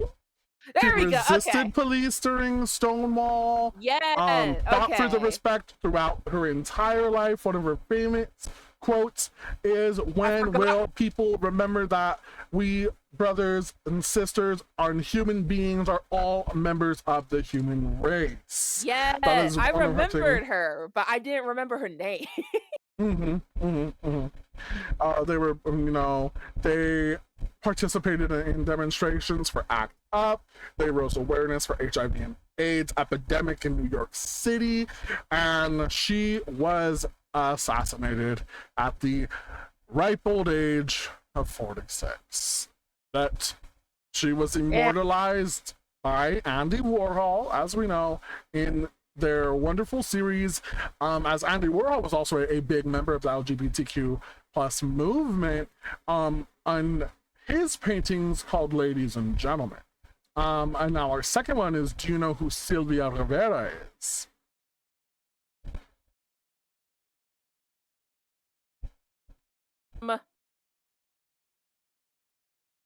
No, that one I actually don't think I know. Very similar to Marsha, Sylvia is a Stonewall veteran, outspoken advocate for marginalized groups within the LGBTQ+. She dedicated her life to giving a voice to the transgender, intersex, and gender nonconforming people of color in New York, especially those living in poverty. She identified as a drag queen, but approached LGBTQ rights more revolutionary, more active. And she was a huge staple because she experienced the homelessness, sex work, substance abuse crisis that was happening at the time, and it just fueled her activism. Following Stonewall, Rivera fought for visibility for trans and inclusion in gay rights groups, because at the time, gay rights people, you know, who just identified as gay, were exclusionary of transgender individuals. See, I Which, don't know why. I don't remember their last name, but I think their first name was like Storm. That was who kept coming to my head, but because they were I think a lesbian drag king. But that's who kept coming to my head when you said that, and I was like, no, I don't think they're the same person. I was like, no, that's what I was like. Yes, no, no, I don't think they're the same person. are you talking about Storm de la Valle? Yes. Lesbian feminism? Yes. Oh, okay. Yes. Yeah. They're also a very prominent part of the, you know, they were also a part of, you know, Stonewall uprising and everything. They were seen as a drag king, another drag performance. They actually got the name of Rosa Parks of the gay community. For their activism. I remember I did a report on them, and I was like, and I literally titled my report "Rosa Parks of the Gay Community." Slay! I remember when I submitted it, my professor was laughing because they'd never seen that name before, and they were like, "This is unique. I like this." I love it. Yeah. Sylvia Rivera also actually, her lifelong advocacy, founded the Sylvia Rivera Law Project, which improves access to social, health, and legal services for LGBTQ, which has been such a flash of light, like such a blessing to our community, to help with so much of the laws that is going on. Because if you didn't know, which I mean, I'm sure you may know, we have over 300 bills in legislation that are anti-trans, anti-LGBTQIA2S plus. Unfortunately, that are going through, and as of a few days ago, they have deemed many of them unethical and and basically said, no, you can't do this. This is against our unconstitutional. They deemed it unconstitutional, which was a big win for us. Saw that. We got this one stupid one here in Florida where it's like, can't say gay. They can't say gay bill. Yeah. It drives me up a wall, because whenever they talk about it, they're like, oh, it's for gay rights protection. I was like, no, it's not. No, it's not. It's the opposite. Yeah, they try to frame it in a way so where anyone who isn't really like involved, they're just like, okay, I will say yes. But given the origins of Pride, you know, the original everything of how we started with the riot, how do you feel about modern day celebrations of Pride? I'm definitely glad we don't have to riot anymore. But well, in some places we still do have to riot because, you know, well, safe riots. I think the most common Pride riots nowadays is sit-ins. But I do think that Pride nowadays has definitely kind of exploded in terms of celebration. How Like so? it includes especially because a lot of people can like wear wear their stuff on their sleeves. Basically, they could, scream it to the universe because because they're in a safe place. Mm, Especially nowadays, because protection and security is a lot more better. mhm, Um, so I would say that Pride, obviously it's more modernized because time changes, mhm, mhm. but it's a lot more safe than it was back then, and it's a lot more it's a lot I don't know the word to describe it. It's a lot more safe and it's a lot more, worrisome. Like you don't have to worry a whole lot. You can Okay. just enjoy it. You can just enjoy it, enjoy you, enjoy the people around you. Because I imagine back then, at least from what I've seen and read, that there was still an issue. I mean, even today, it's still an issue. I think we just had a few prides ago. We just had that incident where the guy just like slammed his car into a giant pride parade. Mhm, mhm. Yeah, There's so that. it's still It's also to this year is the eighth year memorial of the of Pulse. of Pulse, yeah, the Pulse nightclub shooting. Yeah. I remember that literally happened the day after my graduation. Oh So my god. I kind of just stared at the news like, "Huh?"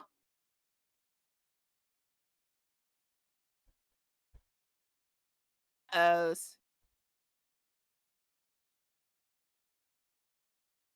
But with given that the first Pride was a riot, and now we have less chaos more fun. extreme, yeah, less extreme extremism in riots, and more celebratory content. Do you think that there's any setbacks about LGBT rights globally from that? Yes. I unfortunately have to say yes.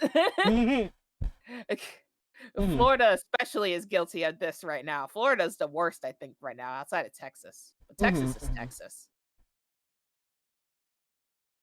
Yeah, But I definitely, think definitely. I think Florida had a lot of the laws recently revoked. Mhm, mhm. So, getting there.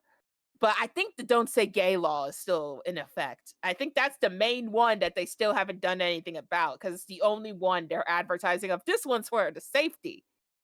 And all the other ones, they're like, yeah, this one was just because we don't like y'all. And it's just like, well, thank you so Yeah. much.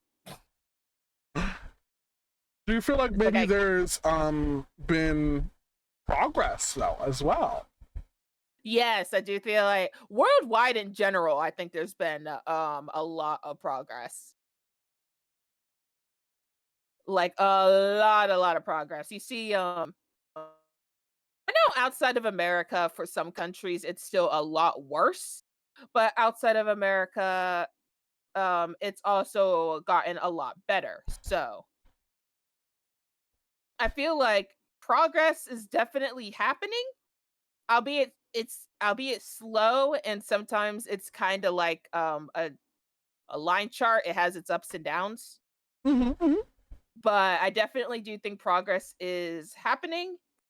I don't think it's going to be I mean, people are still gonna try to stop it, but I Yeah, don't think it's yeah. going to be stopped. So, I like that. I like that. yeah,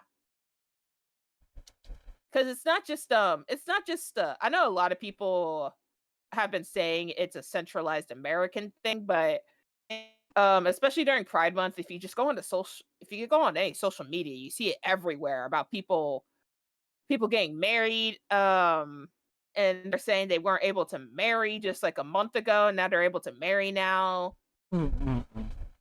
It's still an ongoing issue, even if people may think that it is a centralized issue to just America, but there's still plenty of things that are going on across the world, and in every Yeah. continent and every country that are going. Thank you, Nia, for the bong. I think a lot of people, honestly, whenever they have something they don't agree with, they're like, "It started in America." It's like, "What'd we Yeah, do? yeah. And We although, just sneezed and it's our fault." America, although America is a start for a lot of things, I feel like it's kind of an easy scapegoat sometimes because you're like Yeah. Americans, and it's like, yeah, It's like, it's your fault, Yeah. America. It's like, but It's like, But I did- but what do we? And I think in that too, it's more along the lines of like it's America's fault, and then us Americans are like, wait, what? We weren't aware of this. What happened? I we didn't don't say even this. blame. We don't even blame other people. We just kind of look at ourselves like, huh? We're just like, How's wait, it what? our fault? Oh, What do you mean it's our fault? but stepping into a little bit more of a serious serious question. How do you think the experiences of LGBT people of color differ from others, as in LGBT white people? Ooh. I think it honestly. Now, when we say color, do we mean like all the races outside of white, or Yes. because I know some people's definitions vary for that. Yeah, but a POC as in, you know, anyone who is not white. Okay, I think that honestly just varies between the races. Ooh, Like- robot. Like, I want to say that within the Asian community, it's a lot more strict. Mm-hmm. From even though ironically Asian communities where we get a lot of the love. yaois and the love stuff. It's okay. I want to say that they're a lot more strict with it, because I always hear these horror stories coming out of specifically China when it comes to LGBT. Mm-hmm, mm-hmm. Oh yeah, I know exactly what. But you're talking about, yeah, but I think when it comes to like I know African Americans are they're kind of like iffy about it. They're like, it's new and it's kind of scary, but I mean, whatever. Some of them are for it, some of them are against it, some of them are neutral towards it, you know, it kind of varies. yeah. Mm-hmm. So I think it's a lot different. I think outside of people of color, they're more accepting Mm-hmm. of gay people. But I'm lagging. No, I'm not. Am I? A little bit. You were a little bit, but now you're back. Now you're full force. I was like, huh, I'm barely moving. What do you mean I'm lagging? There's the voice. The voice went robo. I blame logic. That mood. That's a mood. Yeah, I enjoy. Yeah, I think that, you know, in many different aspects of our different cultures and everything, and of our races, that we, you know, everyone experiences things a little bit differently, and, you know, it may be dependent on where you're from and, you know, like what ethnicity you are, to that, you know, makes it a different experience. And I think it's very important to also admit that it is a different experience. You know, that we don't all have the same experience. Yeah, every country is kind of well, not country, but every nationality is kind of just like, Mm-hmm. There, some are accepting towards it like right off the bat. Some are more kind of like, kind of scary, new scary. Yeah. Now, same question about, you know, LGBT experiences and how they differ, but now, instead of people of color, disabled individuals. How are we like what definition are we using for disabled? Anyone who is not able-bodied, who may have, you know, like a terminal illness, even if it isn't visual, people, you know, visual and non-visual disabilities, all valid, of course. I think within the disability community, it's a little bit more dependent on the disability. I have a friend that is blind, Mm-hmm. and they identify as a lesbian, and they say that whenever whenever they tell people, they're like, oh yeah, I like girls, people are always telling them, oh, it's just because you can't see. So I'm I sorry, think, my chat bolded and stinkified me. Thank you, Nero. But yeah, I can definitely see that. It's a very, very good point as well. do you feel what your own other issues with part it. of what other part of disabled or different areas of the disabled community do you think have different problems as well? A lot of times, especially from what I've just read online, so this is probably most likely just experience per experience. Mm-hmm. But I know with people that have learning disability, I cannot speak today.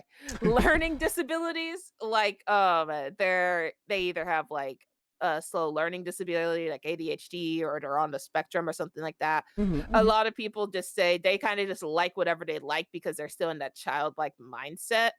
Mm-hmm. So I think that's also, a lot of people, they only do this because of this. They're trying to make an excuse for it. Yeah. They're like, "Oh, they don't really, swing that way. They just don't understand," type of deal. And it's just like, I think they understand." Now, same question yet again, but now geared towards transgender and gender nonconforming individuals, aka people who don't identify with their assigned gender at birth. That Mhm, that's a whole ballpark of mhm, it. mhm. Yeah, yeah. The biggest issue being with bathrooms in them right now. I mean, I can understand because I know a lot of perverted grown men Mhm, have taken it too far and said that they identify as a girl, so they should use the women's bathroom. mhm. So I do understand why women would be uncomfortable with that, but I Uh-huh. also feel like that they do still need a safe place to, go to the bathroom. So I mean, albeit in most places they do have a unisex bathroom, or they have the disability bathroom that's both genders and all that stuff. Mhm. But I think for the most part very difficult with them, especially since a lot of people, especially when it comes to their voices, Oh, okay, okay. Uh-huh. because a lot of people still identify them as the opposite gender, and they'll be like, but you don't sound like this, or you don't look like this, or you don't act like this, and stuff Uh-huh. like that. So I think that I just saw it was a VTuber recently that in their Twitch stream somebody said, "You're not a girl because you definitely don't sound like a girl." And I just was like, "What?" They said, "What now?"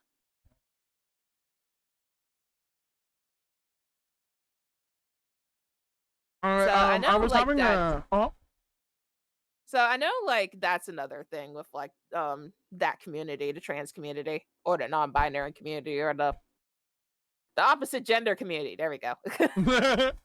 I was like, geez, there's so many names.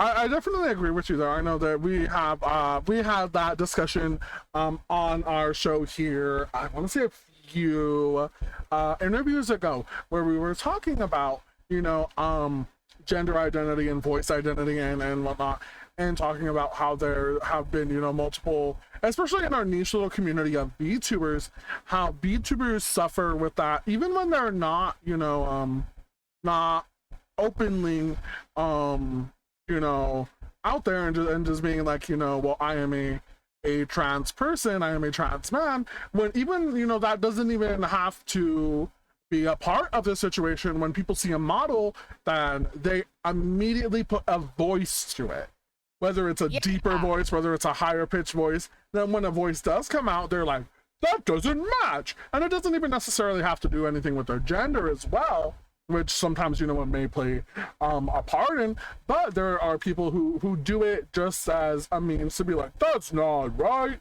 which I is a completely different issue in and of itself. But I think it's very, very important to talk about these things, and to talk about how how people do have different scenarios and different outcomes while being in the same exact communities as other people, simply because they're POC, or because they are disabled, or because they do not identify with their assigned birth or assigned gender at birth, etc. You know, even I have to admit that I do have privilege. I have a masculine privilege where I may look masculine and I am taller and I am bigger and I am masculine presenting, even though I do not perceive myself to be that way, where I dress a little bit more feminine, and I like to, you know, look a certain type of way. I am still perceived as such, and therefore I still have privilege from that. And I am, you know, already privileged from being born male at birth, even though I identify as gender queer and gender non-conforming, it still applies to me. And there's a lot of people who may differ from that and say, well, no, I don't have privilege simply because I am gay. There's a lot of gay cis white males who feel like they don't have privilege because they're gay and therefore they have that. And although we may have, you know, one or two privileges, there are some who have multiple privileges who don't acknowledge them. And there's a lot of things that people don't really think about when talking about privilege as well. But all of that leading me into the final question of what do you think about the overall intersectionality of the LGBT community? Very big. We got a really big community. It might not feel like it, especially since a lot of us are scattered all over the place, but we got a really big and supportive community. Mm-hmm.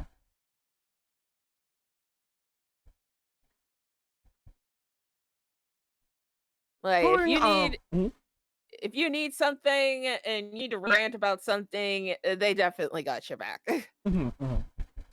Going down memory lane a little bit, if you could write a letter to your younger self at the point in which you think you needed it the most, what would you tell them? What would you tell yourself? I would tell myself that not to worry as much and that you definitely got this. Mhm. Because I was definitely an anxious being as a child. I was a ball of anxiety. I'm a ball of chaos now, but back then I was a ball of anxiety. I can see that. I can definitely see that. And also, by the way, you know, when I say younger self, it doesn't even necessarily have to be child self or you know, prepubescent or anything like that. It could even be yourself from maybe like a few years ago too. Yeah, but I Mhm. honestly think that my child self, because I went to a private school Mhm. and they were very much so the stereotypical, you know, you have to conform to this basically way. Conform to society or you will be shunned. Basically, so nobody, if you were gay, you have to hide it. If you were a tomboy, you have to at least act somewhat girly. You know, they're very much sure, they're very much so the definition of conform or get outcasted. So I was very anxious during that time period when I was at private school. So I would just Mhm. tell myself, you know, just relax, be yourself. I You're can gonna see leave the that. private school anyway, so. That's lovely. That's very nice. What are your hopes and aspirations for the future of LGBT rights and acceptance? Come so far, but I just want to like what we already have to just get expanded more. Like we have come really, really far just from I want to say 2016 till now. Because 2016 is the year where they lit up everything in rainbow colors, right? Where like the bridges, the Eiffel Tower, and 20 all that stuff. about a year 2016 to 2018, 2018, 2017, 2016, 2016 being when I believe that's when they say love one. Let me double check. Is mostly pinpointing it to that point in time because that's specifically when the laws kind of like started coming out and all that stuff to like Hmm. change things. And I think that's when gay marriage started becoming everybody that was in a relationship was rushing out to like kind of get married and all that stuff because they Yeah. didn't want it to change overnight. But I mostly point comparing it from then to now because even in that like such a short time, I say short, but it's been almost a decade, but it's still been a pretty small time frame compared to like the 1970s to now. So we've come so far from then that I kind of just want to continue expanding on what we got Mhm, mhm, and what we can stopping the laws that are obviously not in it for us and continuing all the other stuff and continuing branching out the laws that are in it for us. And then once we kind of have that stuff more solidified, then we start focusing on other stuff. It's like, okay, well, this would be nice to do this and this and this, mhm. to make things more equal. I like that. Yeah, that's nice. That's very nice. Do you Ye- think that there are any challenges that you as an LGBT person have faced, and how did you overcome that?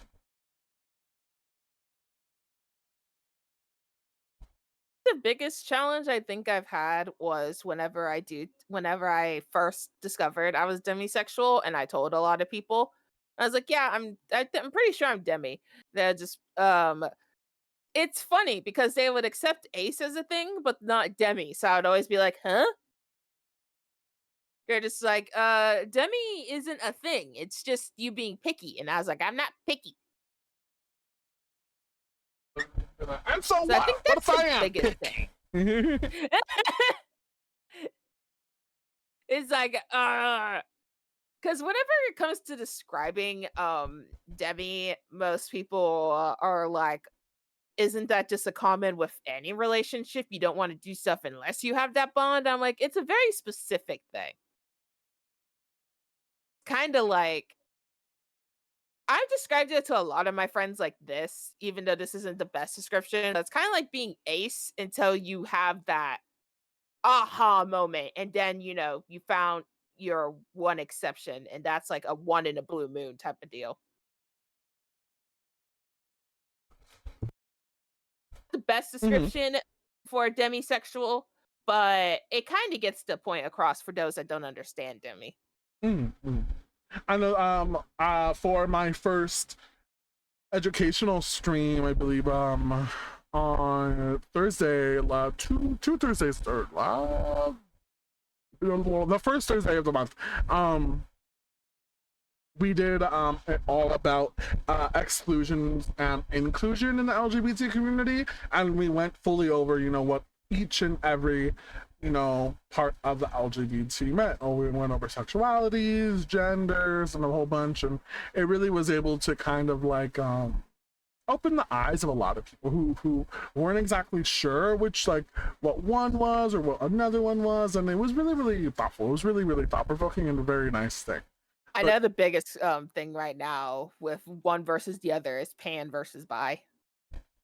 I see that. I see that at least once a day now on Twitter. which I It's find like, what's very the difference? confusion because bisexuality is just the umbrella term. You can Yeah, be bisexual and pan at the same time, and it's just many people use bi as an umbrella term for pan because they mean very similar things as but I think where people get confused is that they believe that bi is only two genders, whereas pan is all, where bi encompasses two and or more, which they yeah, don't. They're fighting to fight. In my yeah. opinion, I In my spec. opinion, bi is kind of like bi includes the genders, all Hmm. genders, Hmm. and pan kind of is just like love without gender. Hmm.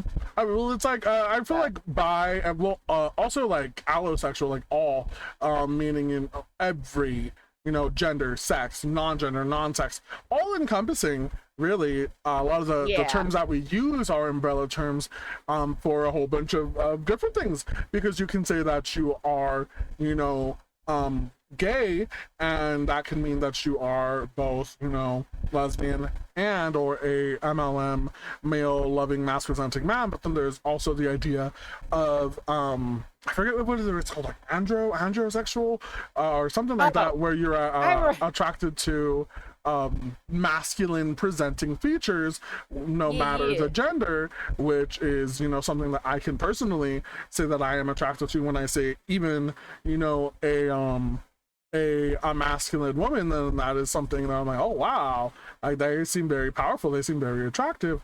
And although I am not, you know, sexually attracted to women, I can really respect the masculine feature in that person.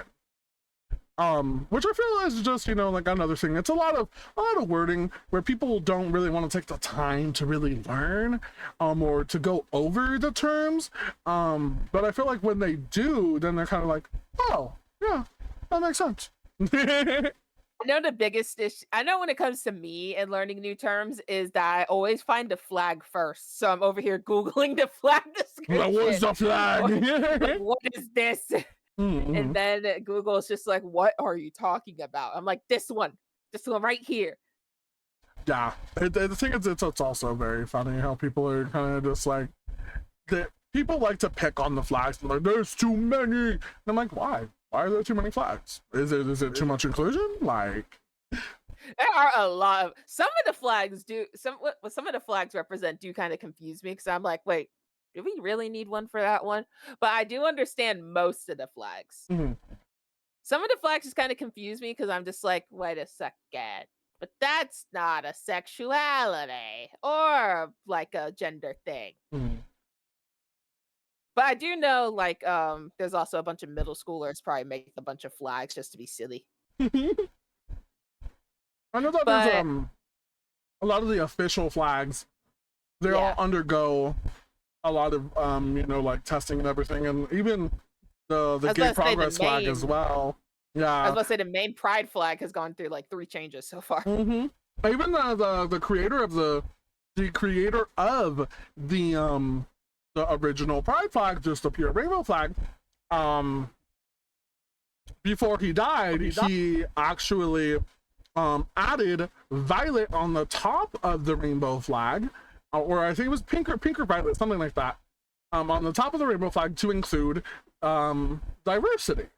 And that's kind of the one I have up on my current heart, where it's pink. I was looking at that, I was like, oh, I see it. Yeah, how it's pink and red and orange, you know, the Roy G. Biv, but also with the pink at the top to include diversity. And that's the one that he said at the end of his lifespan that he wanted them to use. And then we got this one with a triangle in it too. Oh yeah, the pride diversity one. I really enjoy that one as well, because it includes, you know, BLM and trans inclusive flags as well. Yeah, I remember it was recently. It was a rainbow flag, and it had the two. And it, at first glance, I thought it was the I thought it was a backwards straight not straight flag, the straight ally flag, because it had in the center of it, it had it was a rainbow flag. Something. I thought it was like the little triangle, and it was black and white, so I thought it was backwards, and I was like, huh?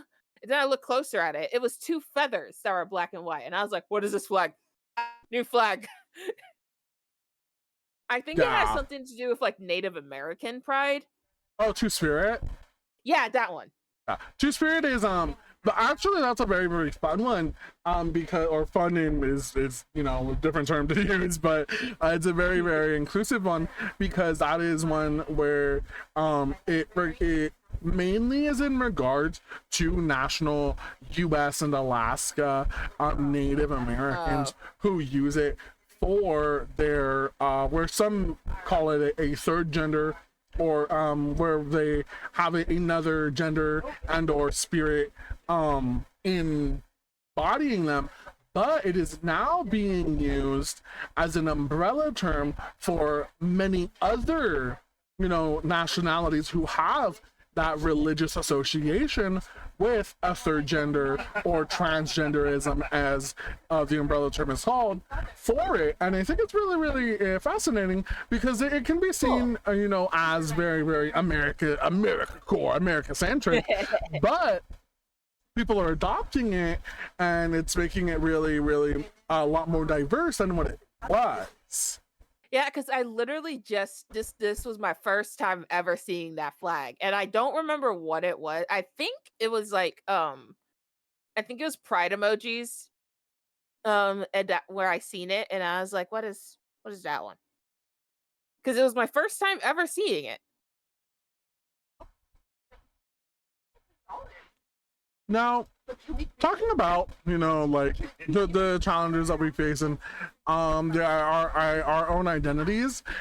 What does pride mean to you? See, just loving myself. I Like like being that. That's really comfortable, sweet. like just being comfortable within my own skin with who I am. How do you envision the LGBTQIA2S plus community evolving within the next decade? I feel like it's going to start to become a more common thing. It's starting to become a more common thing now, but it's still kind of, you know, sprinkled here and there. I think it's definitely going to become like you know, we're actually going to see people walking down the street, you know, holding hands like a normal thing, and we're going to be like, "Ah, that's cute." I really like that. That's very cute. Yeah. Do you think that there are some misconceptions about LGBT people, and what do you think that they are? I think the biggest misconception with LGBT people is that we're what's the word? I don't want to say picky, but I want to say um that we're kind of needy, that we're kind of attention seekers. Um but I wouldn't really say that we're attention seekers. We just kind of embrace it, you know? Mm-hmm. You know, we kind of wear our pride on our sleeves. If we do go out in public or if we do stuff online, you know, we have it everywhere. So I wouldn't really say we're trying to be attention seekers. We're just very proud of who we are. Yeah. What do you think is the most difficult conversation that you have had to have about your identity?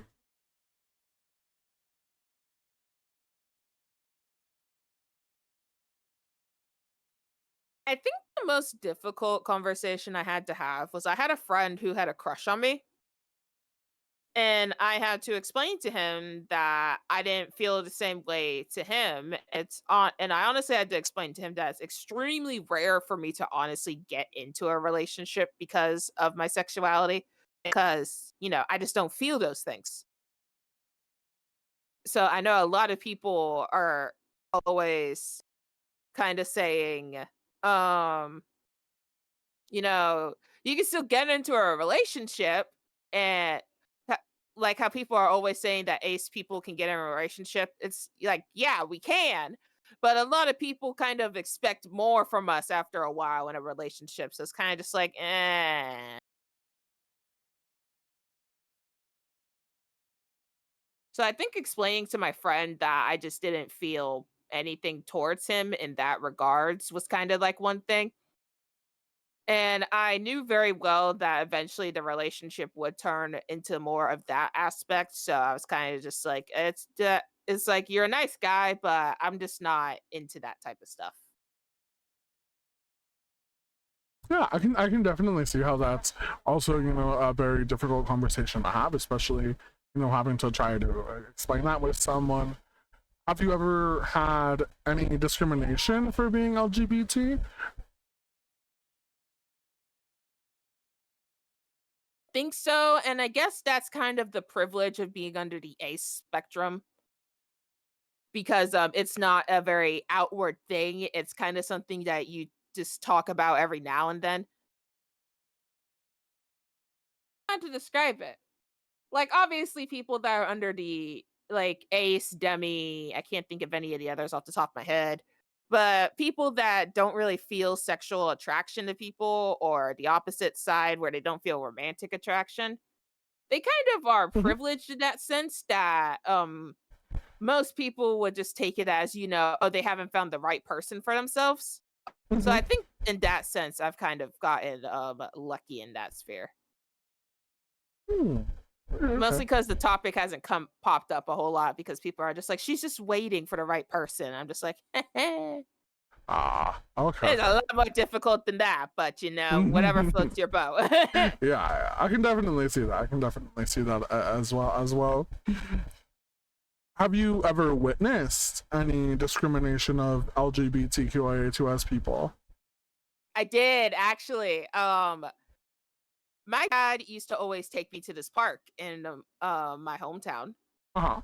And it was a really big park. And during the springtime, it is really beautiful because all the flowers are blooming and everything. Hmm. There's like literally flower petals everywhere. And it's just a really nice park. It's a really nice park and it's in a really nice every area where you can just like walk around, get some food, just like relax and stuff. Hmm. I was out there and I was out there with my dog and there's this gay couple. They were taking pictures by the water. And somebody started calling them slurs and stuff and started pushing on them. Hmm. And they're pushing them to the point where their backs were up against a railing, Hmm. where they were about to like literally fall over the edge and probably into the water. And my dog is very aggressive, so she is very barky. Hmm. So I kind of just walked over there with my dog barking and growling. And I looked at the person and I was like, if you don't stop right now, I will let her off her leash. And they did look at me and they looked at me like they wanted me to try it. But then miraculously, my dad, who appears out of nowhere, until this moment, he was nowhere to be seen. My dad appears out of nowhere behind me, and he's a big retired military guy. So he said she won't have to take the dog off the leash if I'm here. And then the guy just zooms off. So I was quite happy with myself that day. I made sure they were okay because I know Oh that my kind of God. You look Hmm. like the 4th of I know July. that was probably a scary moment That makes me want a hot dog and all real that stuff. So bad. I made sure they were okay. We chatted for a bit before I left the park. So that was my first like actual experience with it. Probably more on the aggressive end, but Oh wow! You like the 4th of July? Makes you want a hot dog real bad. Hello, Queen of Blades. Welcome in. How are you doing? Thank you for the first time chat. Thank you, Fire, for the Jennifer Chillolage. I really appreciate it. But that's very, very cool, very slay. I love that you help them in not even in their time of need, but showing them that hey, you're not alone. You know, we love and accept you for who you are, and it doesn't matter. Especially if that weird, creepy guy, wants to try and be homophobic towards you.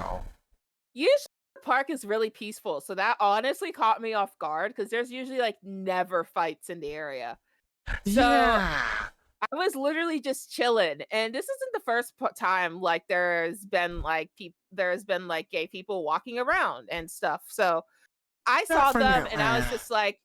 I saw them, and I was just like, okay, they're just doing normal things. And then that person came out of nowhere, and I'm like, okay, that's not normal. I don't like that. Yeah. Do you think that maybe it's been harder for you to navigate staying true to your identity while having to manage societal norms? Kind of, sort of ish. Like I said earlier in the stream, I would say I'm bi curious because outside of fictional women, I have not fallen in love or had a crush on a female yet, which is Yeah. why I say I'm more bi curious than so I've mostly fallen in love with, the masculine side of things, not really the feminine side of things. Yeah. So I definitely say it's more confusing, not so much difficult because I'm still in that kind of in between where I might be bi, I might not be bi. I'm still confusing. Yeah, I can definitely see that. Do you maybe feel that mental health has a big part to play in the LGBT community? Definitely,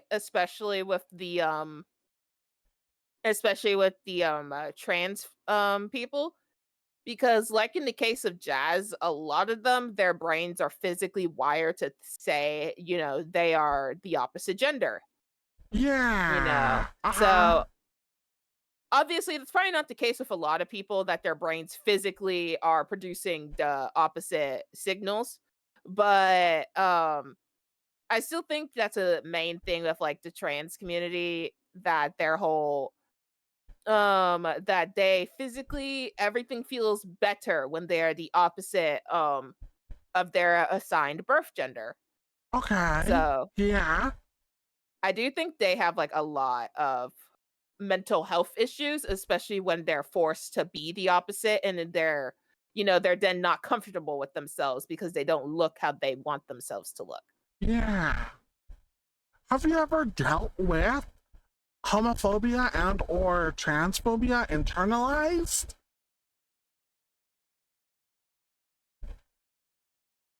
Think so, no. I know when I was growing up in private school back then, I will admit I did kind of think that LGBT was wrong, because that's just all I grew up with. Yeah. But once I got out of that sphere, I was kind of just like, meh. They're not hurting anyone. I don't see what the big deal is with religion in it. So Yeah, definitely. I can totally understand that part. Do you think that there are any barriers to healthcare for LGBT individuals? just about a year or two ago, I'd probably say yes. But I think now there's honestly a lot more healthcare options for them. Exactly, Pat. Yeah, I can definitely see that as well with the improvement of a lot of LGBT sources and everything. I think Ah, the biggest issue, I know that healthcare and I know it's a trans community specifically, is that the trans community wants on their driver's license and their state IDs the gender that they go by, but health officials want them to still have their birth gender for health reasons. So I can understand both issues. That's kind of going to be a interesting one to figure out how to work with it, because I do understand why health officials would be like, we need to know the birth assigned gender, because it could be something with, one of those body parts.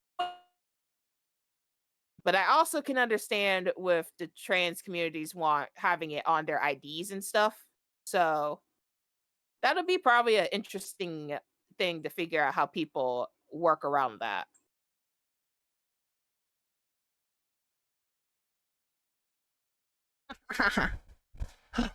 well, Jennifer Chibulich is done. How can other members of the LGBT community better support transgenders individuals? Just by being there for them, honestly. They just want a friend like the rest of us do. Mhm. What are some issues do you think that LGBT youth of modern day face that we may not have had to face in the past? I think the biggest thing is the bathroom thing still. Because in schools, in most schools, the only bathroom that they have that isn't assigned a gender is the nurse's office. So that's where a lot of them, have to end up going. Mhm. So,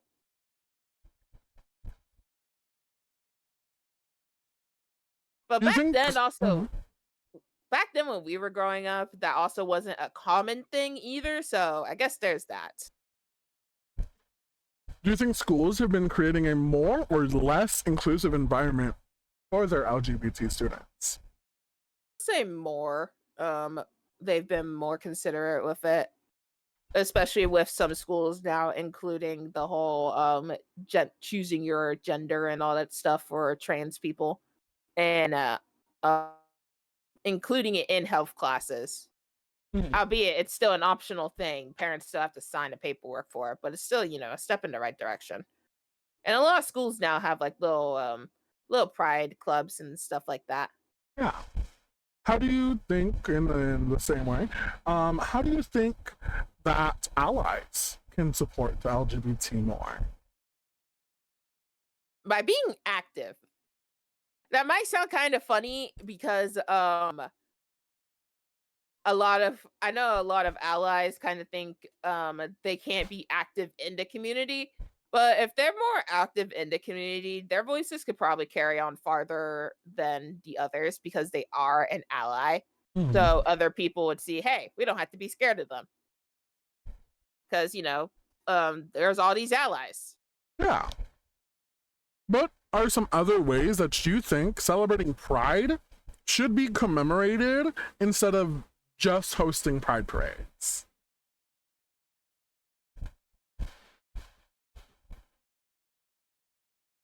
Bye, Raven. Mwah, mwah, mwah, mwah. Also, you got it, Annie.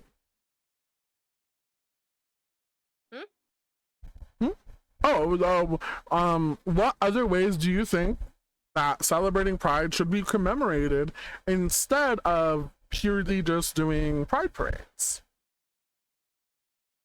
These are kind of like the biggest thing, and little celebrations. Mm-hmm. If I had to think of one, I guess a convention would be the next step up, like a Pride convention.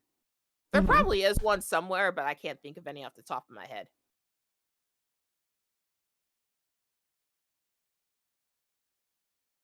Do you But I think feel like, that, oh yeah, yeah, I feel like a Pride convention would be like the next big thing to like in celebrating Pride. I like that. A little Pride convention. That's pretty slay, pretty Yeah. slay.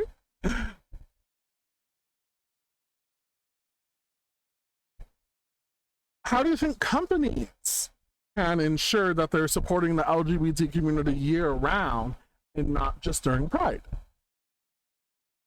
Whenever they do donations and stuff, they can donate to like an actually good company, a good. A I good I don't cause. remember. Yeah, a good cause. I don't remember what it was. A few prides ago, somebody did a big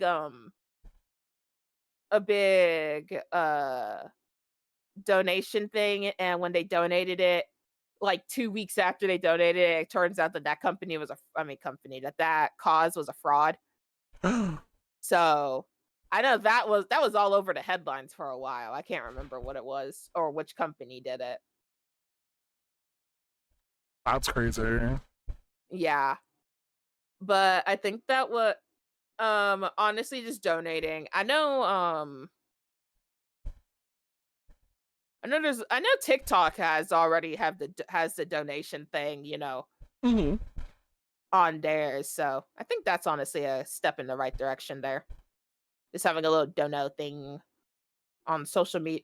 Some social medias have their donation things where people can choose where to donate to. I think companies could do something similar. A lot of companies kind of already do it when they have like their Pride products out, or if they have like certain products out that aligns towards sexuality and stuff like Mm-hmm. that. They already donate it um uh to good causes, but you know, Yeah. I think that's already just like a step in the right direction. Now it is time for a role reversal. If you or chat, if you guys have any sort of questions that you want to bring forward, any issues about LGBT or questions about it, feel free to let them be known now. And while we wait for a little, Althemia, thank you so much for being my guest here on the Pride interview in the color code. Thank you for having me. I remember when I saw a Twitter post, I was like, me. Yes, Yes! Thank you so much. I really, really appreciate it. You have the floor if you want to do a shout out, you want to tell everyone you got a little donathon or anything going on right now, or you have something planned. It is your floor. Much going on right now. I know I'm focusing a lot on my YouTube channel right now because YouTube is crazy hard to grow on, so but I am still streaming, I am still content creating. I do have some more I will have merch coming out soon. I do have some little cute Demi merch of Allie in a little blankie, and there's one with Allie crying because why not have the crybaby emote? I love, love, love, love, love that for you. Do you have any questions for me? You know, I don't think I actually do have any questions. I do have to thank you though for hosting this interview. It was tons of fun. Definitely learned more than I expected to learn. Mostly because I suck Yeah. at history, but that's besides the point. Of course, of course. Well done. We are wrapping up. Everybody, I would like to thank you once again for coming into the Cup Arcade for our Pride interview. Tomorrow we're going to be doing a very similar thing, except we're going to be doing a gaming interview. If you don't know what a gaming interview, just think of those little TikToks with the Reddit story times and the Subway Surfers on the bottom. We're going to be doing a Pride interview with Gargoyle. We'll be playing some Apex Legends and talking about queer inclusion, and I'll be asking them very similar, pretty much the same questions as I was asking Althemia here. We are going to be doing a raid. Here is the Pride raid. The first message is for if you are following. The second message is for if you're subscribed. As I have been saying, all stream are all June long since, unfortunately, that, Twitch has unfortunately raised the price of subs. Please, please, please, if you would like to support me, there are many other ways you can support me rather than a sub. Please only get a sub if one, you want to skip the ads, or two, you like my emotes. It is very personal. If you would like to do that, I just don't want you to be spending all this extra money that Twitch is making them more. But if you would like to support me in another way, you can do !VGen and get yourself a commission. !tip and you can donate the money directly to the Chiwu funds, or you can do !Pride during this June and donate directly to any one of those organizations. Those all have a near and dear spot to Chiwu's heart, so please, please, please feel free to give them a check out. We're going to be going over and rating Voxelado, a LGBTQIA plus VTuber. They're absolutely fantastic. They are so fun. I live, laugh, love them. They host a very similar thing to what we're doing for Pride Month, but they do it all night. They do it all year long. They have their own Pride podcast called V Rainbow, and I was sponsored on there. Thank you again, Althemia, for being here. Let us send them off with a Chiwu cheer. On the count of three. Oh, I did early. on the count of three. Ready? 1, 2, 3. Chiwu! Thank you all so much. Remember to grab those things we're going to be rating off of those right now, okay? I love you, mean it. Love you, mean it. Goodbye. Bye, Goodbye. guys. Laters.